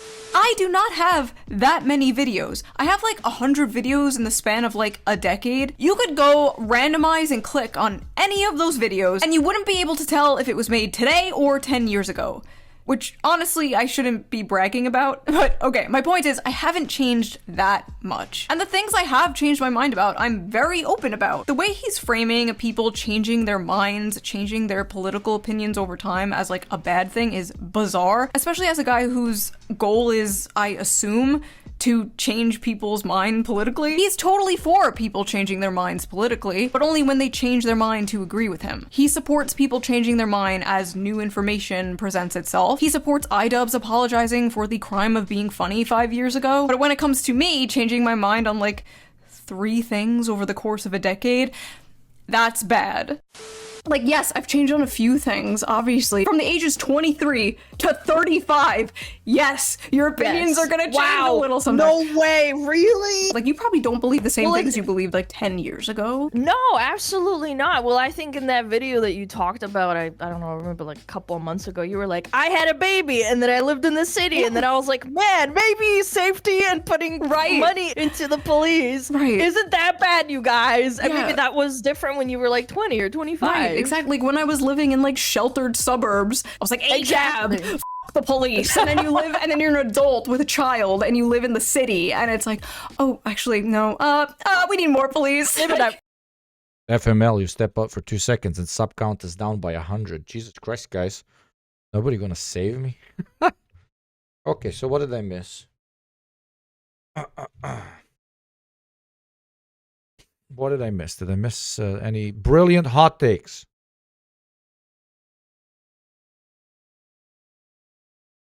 Nothing of value? Was there at least something relatively funny? Was there anything that was hilarious?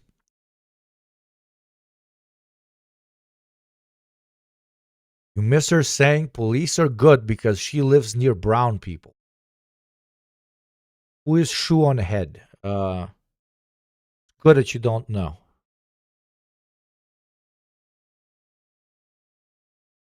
Weren't you listening? No, how the fuck am I supposed to be listening? Fucking radio thing doesn't work. I need to buy Bluetooth headphones.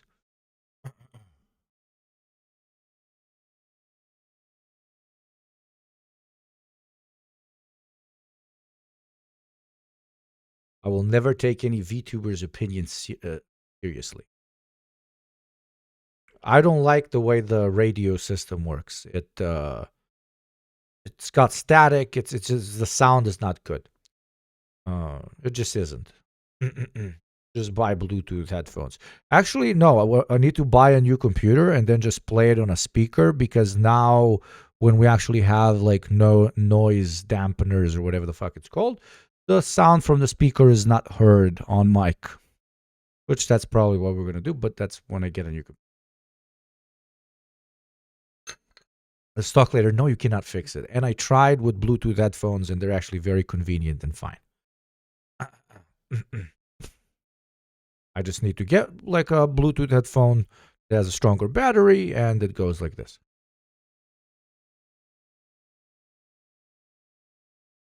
You need to correct your form, stick out that pinky.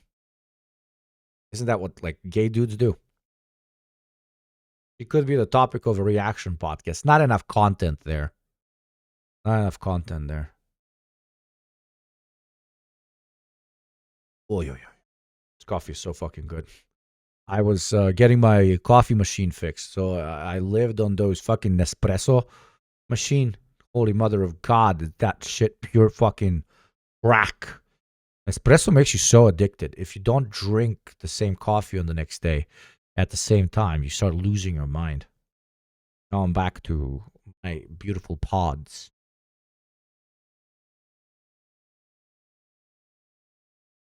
French people, so pretty much the same. Yeah, what I was saying. Delicioso bean water. Very delicioso.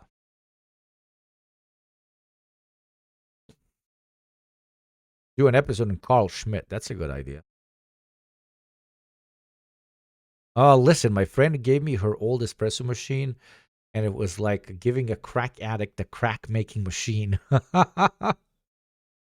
Yeah, I'm a big espresso fan. Used to drink Nespresso a lot, but I think it's too unorganic. It's too industrialized. They make you go fucking completely addict mode.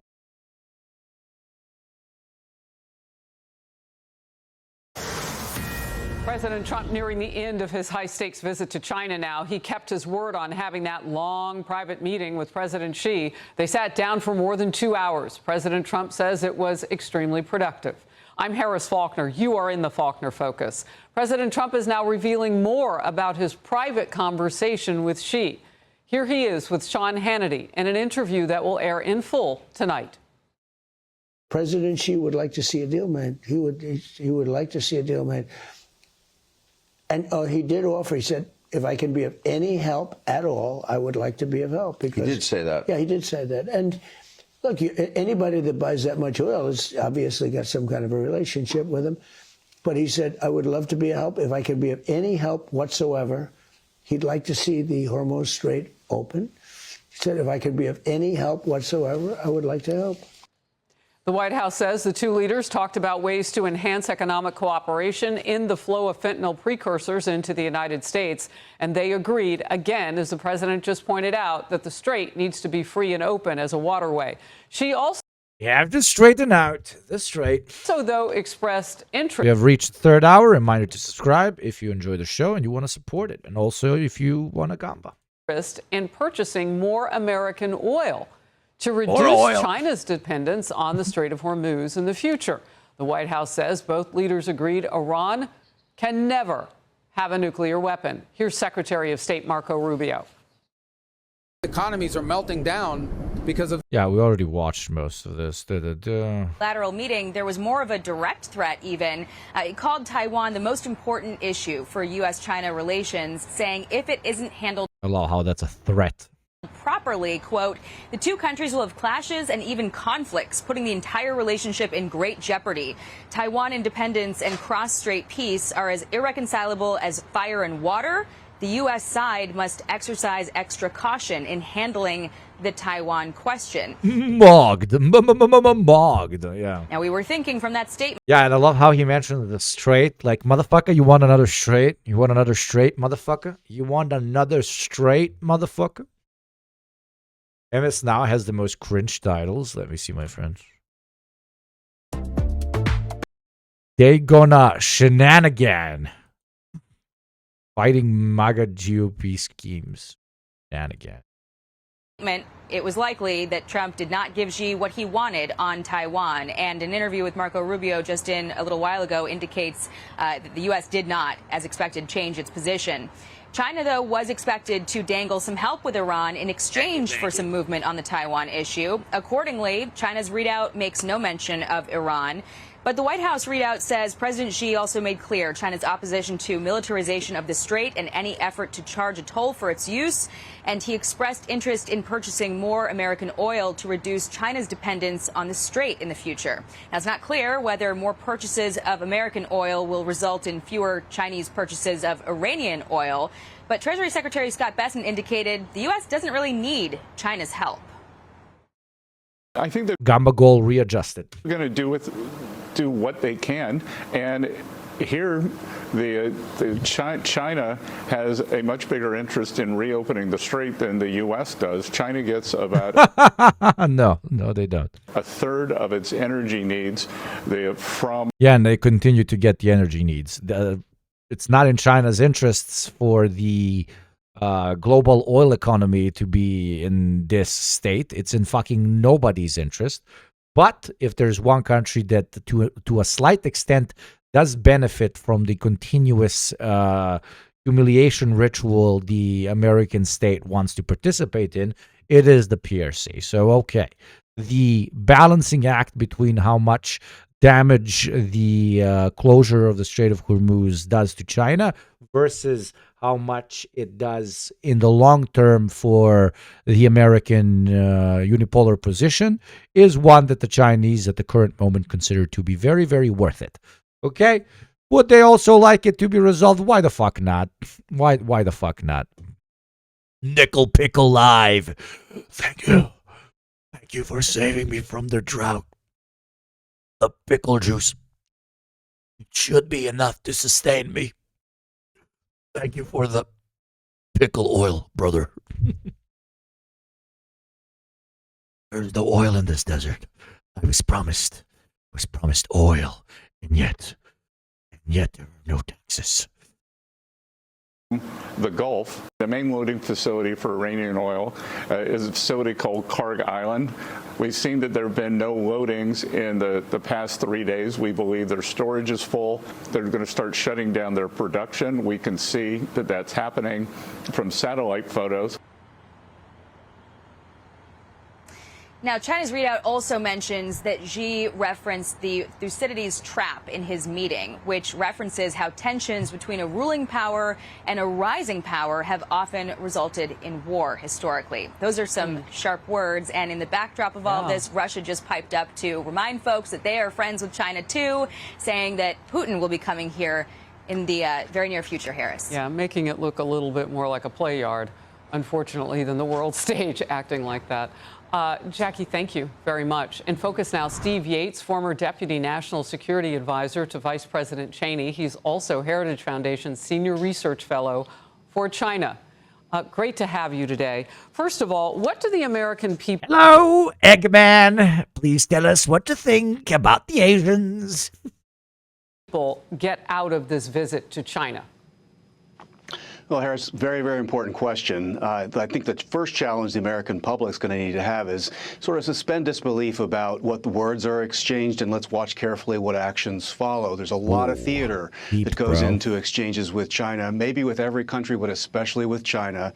Some of the words that Xi Jinping is expressing personally sound reassuring. They could be reassuring. And then, as your reporting accurately gave, some of the official Borg talk that comes from the bureaucracy has has a bit more fangs in the smile than the pleasantries that came from Xi Jinping were. And that's just a reminder that the Chinese Communist Party is a system. It's not an individual. Xi Jinping has a lot of power, but ultimately it's a system, and that's a challenge for any American We absolutely shoot the Reds. interlocutor trying to negotiate. Look, people are looking at gas prices. They hear that maybe somebody would like to also join us in, opening a free Yeah, everybody's looking at the gas prices, which you fucking caused, you troglodytes. Goddamn. waterway in the Strait of Hormuz. Actually, the words, as you said, sound better than some of the words that we've heard from members of NATO on that issue. Odd irony. The pivot. Classy. Classy. Even the filthy Asians are agreeing with us on the Strait of Hormuz. We expected our fellow whites from Europe to agree on this, but they don't, okay? They're pussies. American-Chinese brown-red alliance. Is this the Molotov-Ribbentrop Pact? For sure. Oh. But here's an example of where China's extension of Remind the chat to pay for your taxes. Exclamation point tax. Exclamation point tax. power at distance is not what people might think. They have not actually exercised that much influence. They were part of the problem, obviously buying a lot of illicit oil that was under sanctions because of yes. Oh my God. Why didn't they support us while we were unilaterally sanctioning and attacking the country? Why didn't China immediately send its own bombers? What an incredible provocation from the PRC, okay? of Iran being the world's largest state sponsor of terror, and they haven't exactly exercised influence, and probably, as General Jack Keane has intimated, don't really want that regime to go away. They've had decades of relations with it. So this is where I think the president's probably making some pressure points and inducement points, and we'll see whether the Chinese adjust. But really, this is the disparity. America is a world superpower exercising shaping influence. China is somewhat of a tactical influencer. So on tactics, maybe the president can get some progress. Interesting. And they've known each other. Surprisingly honest. Wait, let's go back to this. I'm interested in hearing at least a little bit of a segment. Never mind.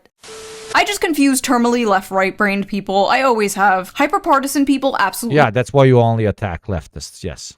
hate me because they can't just put me into a neat little box and then smash. Oh my God, you're so deep. You're so deep. Oh my God. Oh my God, the giga 1 million IQ Chad who does not fit in a political box. Everyone fits in a political box, you fucking troglodyte. That's the fucking meme. That's the meme. You do. The people that say they don't fit in a political box, that's a box. That's a box. You cannot exist without ideology. It's just called being dead. Okay? You subjectively view the world around you. You subjectively view ethics and morality based on your worldview, and your worldview is informed by previous experiences. So you are in a box. That box with a hammer. Hasan usually Shoebox.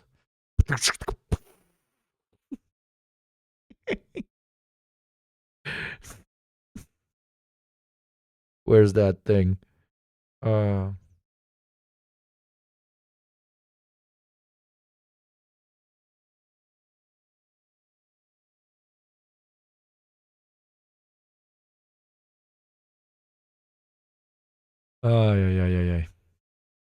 can hand wave away critics like, oh, they're just an Israel shill, they're just a Zionist. He can't do that with me. He hand waves them away by calling them neocons or neoliberals. He can't do that with me. Alt-right incels. He can't do that with me. So what? Yeah, because you're less than even those guys.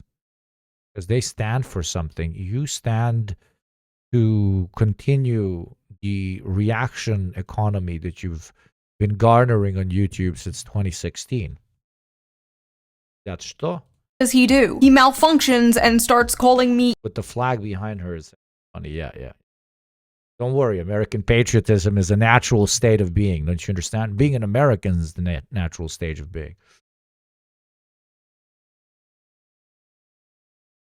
Richard Nixon via Ouija board is here. I already glazed her. Absolutely.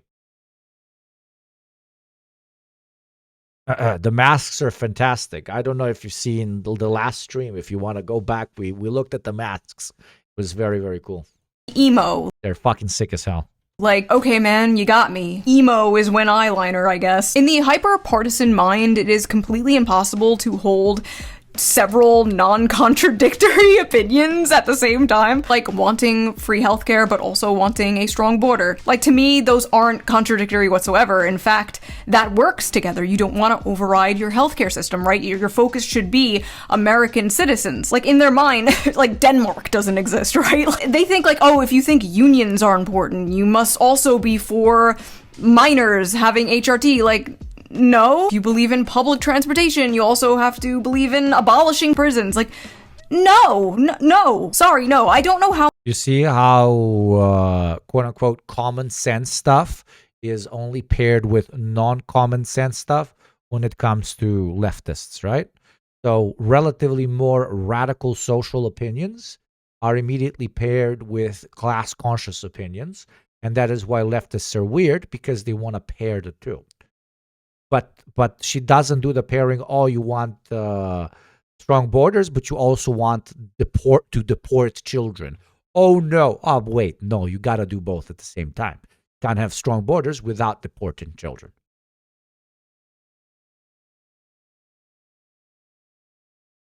Love how she doesn't do the relatively socially acceptable centrist position for right wingers, adapted for the more socially unacceptable. There's some nationalists and some socialists. What that's called. She's a fucking she's a fucking lib. That's okay. I mean, it's not okay to be a lib. It's cringe, but it's.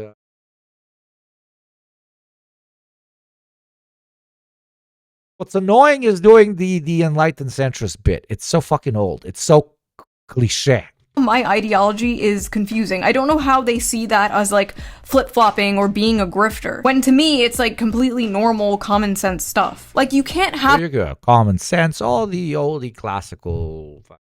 a country in decay like this. You can't. It will not be fixed by people like Hasan telling young men not to aspire for anything and saying stupid shit like telling people it's cool to steal. Would you steal from Whole Foods? I'm pro stealing from big corporations. Like what in the fucking Clip chimping is always absolute.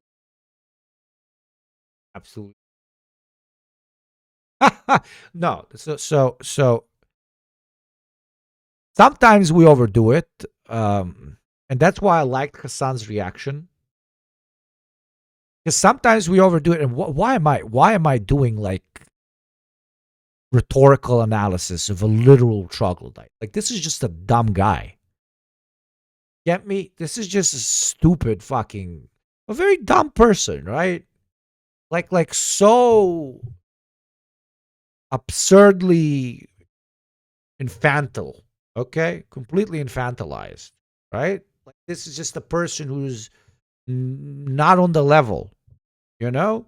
A person who just has to catch up so absurdly much that it is very difficult to even use the same language when interacting with them, you know?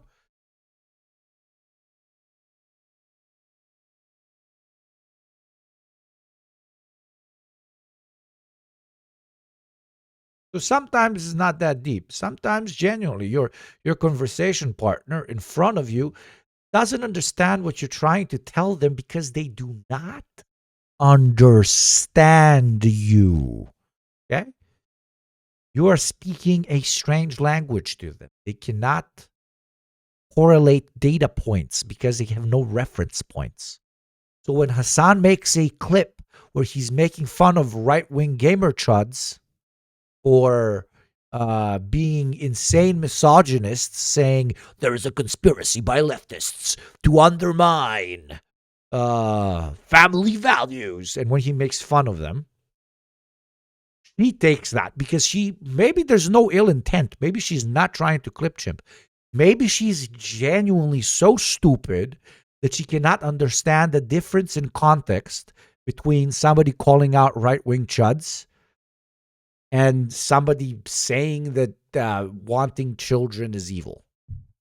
Maybe she genuinely cannot cannot differentiate between the two, and therefore keeps making this stuff. And then there's a very large audience of fellow, just incredibly mayonnaise, vanilla human beings. Okay? I'm a proud elitist, by the way. Literal NPCs, right? When it comes to this. And that's it. Like, that's it. Sometimes it's not that deep. That's what I'm saying, chat. It's not that deep. People in here like saying like, oh, National Socialist, oh, what is she? Oh, is no, not that deep. Not that deep. Just basic. Just basic. Just basic ass motherfuckers. We're just used to being on the internet, and we don't see like IRL basic level dudes or ladies or MBs having like these platforms. They're usually some form of extremist because they're not basic, right? So it's genuinely confusing when we see someone that is not doing a meta, right? Not even doing a meta. Asmongold's doing a meta. Charlie Kirk was doing a meta. Hasan is doing a meta. JT is doing a meta. So the Reaction Podcast or the Deprogram Show are doing a meta. We have both a grift and a goal, right? An ideological, political thing that we are trying to put across, right? This is just, yes, grifting to basic people, but that's what I'm kind of arguing with myself on. Do you call it grifting towards like Reddit-brained vanilla NPCs when you're just a Reddit-brained vanilla NPC yourself? Is it a grift when you're just being dumb, right? Understand what I'm saying? That's a perspective from which Shuanhead is genuinely fascinating, because I genuinely do not know if it's like, if she sits down and she's like, okay, this we're going to put, oh my God, this is going to make the numbers. Fuck, this is going to make numbers. Let's do this. Let's do this particular twist on the truth, and because this is going to make big dinero. Does she do that, or does she just like sit down and actually like just record something, and it's just so basic that all the basic bros go, I love it, right? I don't know. It's interesting. From that way, she's fascinating subject. Who makes more money? A subject which lobotomizes themselves as a way to preach to idiots, or a subject that is already an idiot and simply speaks to fellow idiots? Which of the two categories of grifter end up making more money? Somebody should write a research paper on that, or have a reaction pod episode on it.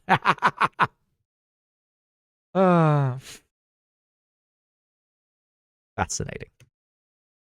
I love my job. LARP is that?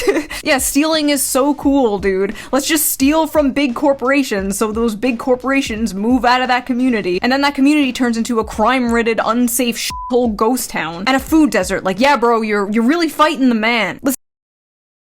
Yeah, corporations moving out of a community is what makes a community impoverished. Listen, you can tell people that billionaires are the real enemy until you are blue in the face, and it might be true, but Jeff Bezos isn't the one stabbing them on a train, you know? You can't have a peace. Fucking girlfriend, future wife is on a bachelorette party, sending me videos of blue-ass fucking oceans. Motherfucker. Yesterday night, I'm fucking doing some stupid shit, like taking care of stuff that I didn't even want to. She's sending me pictures from like fucking blue-ass, water-ass motherfucker. I'm out here watching Shuanhead. Well, she's, that piece of shit. I love her so much. More photos, yeah. Oh, bikini photos, fucking phenomenal. With blue-ass water while on a boat. Yeah, of course. Of course, that's what you're supposed to be sending me while I'm watching Shuanhead. Yes, yeah. Blue-ass water? Blue-ass water? Yeah, blue-ass water. She's sending her love, by the way. She's with a group of 11 other girlfriends, and they are, I'm not going to say the specific location, but around Spain. They're having fun. She's very lucky because her best woman is like a marketing boss or whatever in one of the world's best clubs. So knows everything in that particular location. So she organized everything, right? So it's like a crazy fucking party. 4 days, dude. 4 days.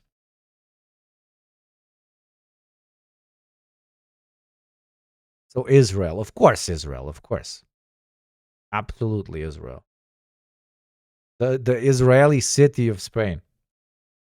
Well, yeah, suffice to say, I'm jelly. My bachelor party is not even going to be anything even close. It's going to be in the country, but it's still going to be good. My best man is actually insane. Like my best man and my best like IRL friend is like actually like a savage in all best of ways.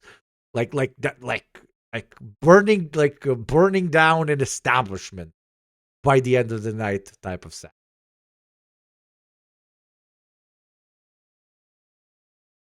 We got like one of the ideas is that we're gonna have on the bachelor party is we're gonna have a Jaeger bomber. So we're gonna buy like a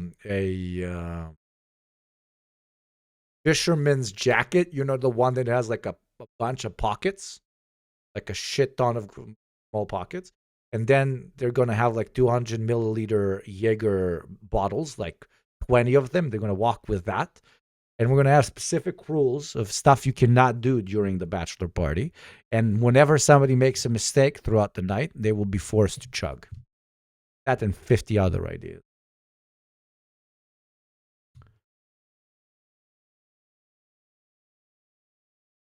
Aren't we all in Greater Israel? Good point. That was Chatter's first post. Chatter has been like a sub for a while. And that is Chatter's first post. Aren't we all in Greater Israel? That's fucking funny.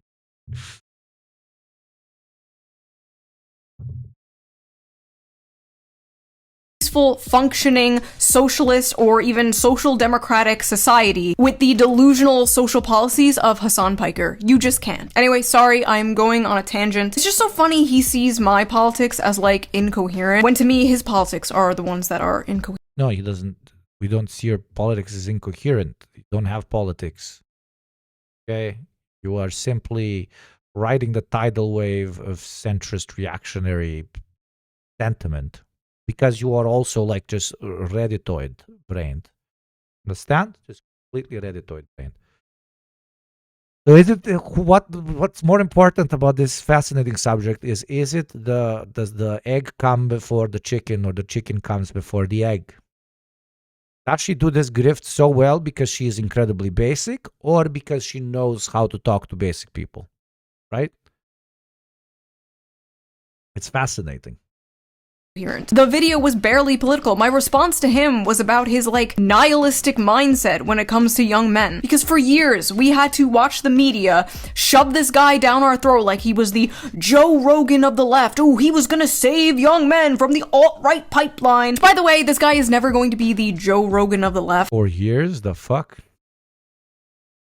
Oh yeah, extremely mainstream person that for years has won his position because of mainstream media. Hasan, the Twitch streamer Piker, yeah.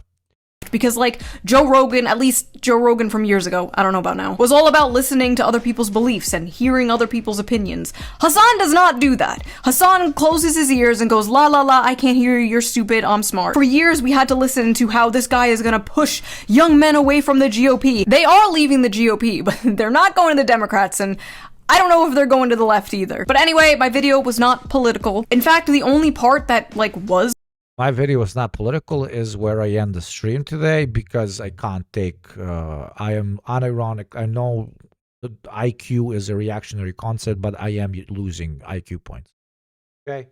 In a very non-reactionary way, like your surroundings and material conditions do influence your mental capacity, and I am losing my mental capacity. Okay? I that's it. You cannot My theory has been proven. Some people genuinely do not deserve your time because like they do not understand the language you are speaking because they are not on your level. This is not elitism. This is facing the reality of life. Okay. And somebody's not on your level. They simply don't. You speak past them. You speak past them.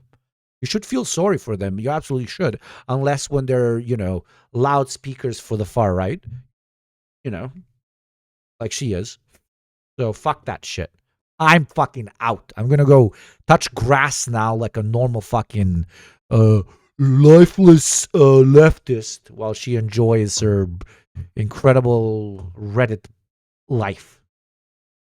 Shoot head more like shoot my head off. Yes. Shooting my head off. Raid CC.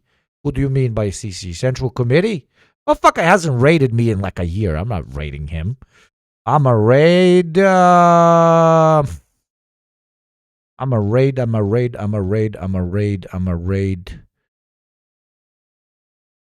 Little Bear. Did I raid Little Bear last time? I think I raided. What was it? Little Bear that I raided last time?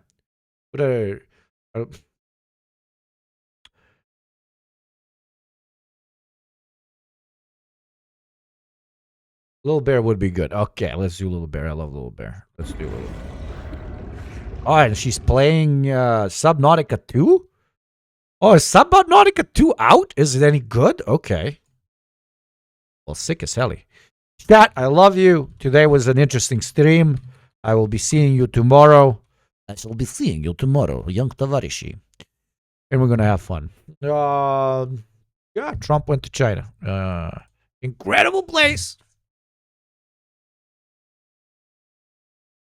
They don't have any DEI in their army. Did you see the Chinese? It's all Chinese in the army. No white people in the welcoming committee. The Chinese are racist. Very racist. Okay, have fun, chat. I'll see you tomorrow. Love you guys. Thanks to the Oilers. Thanks to the taxpayers. Thanks to the individual subscribers. Thank you to all the new followers. Thank you to my producer and my lovely mods. See you soon. Remember, use protection, put ice in your vodka, and wear shorts when it's hot out because nobody likes a stanky doo-doo head or a shoe on head. Bye-bye, smut fascismo.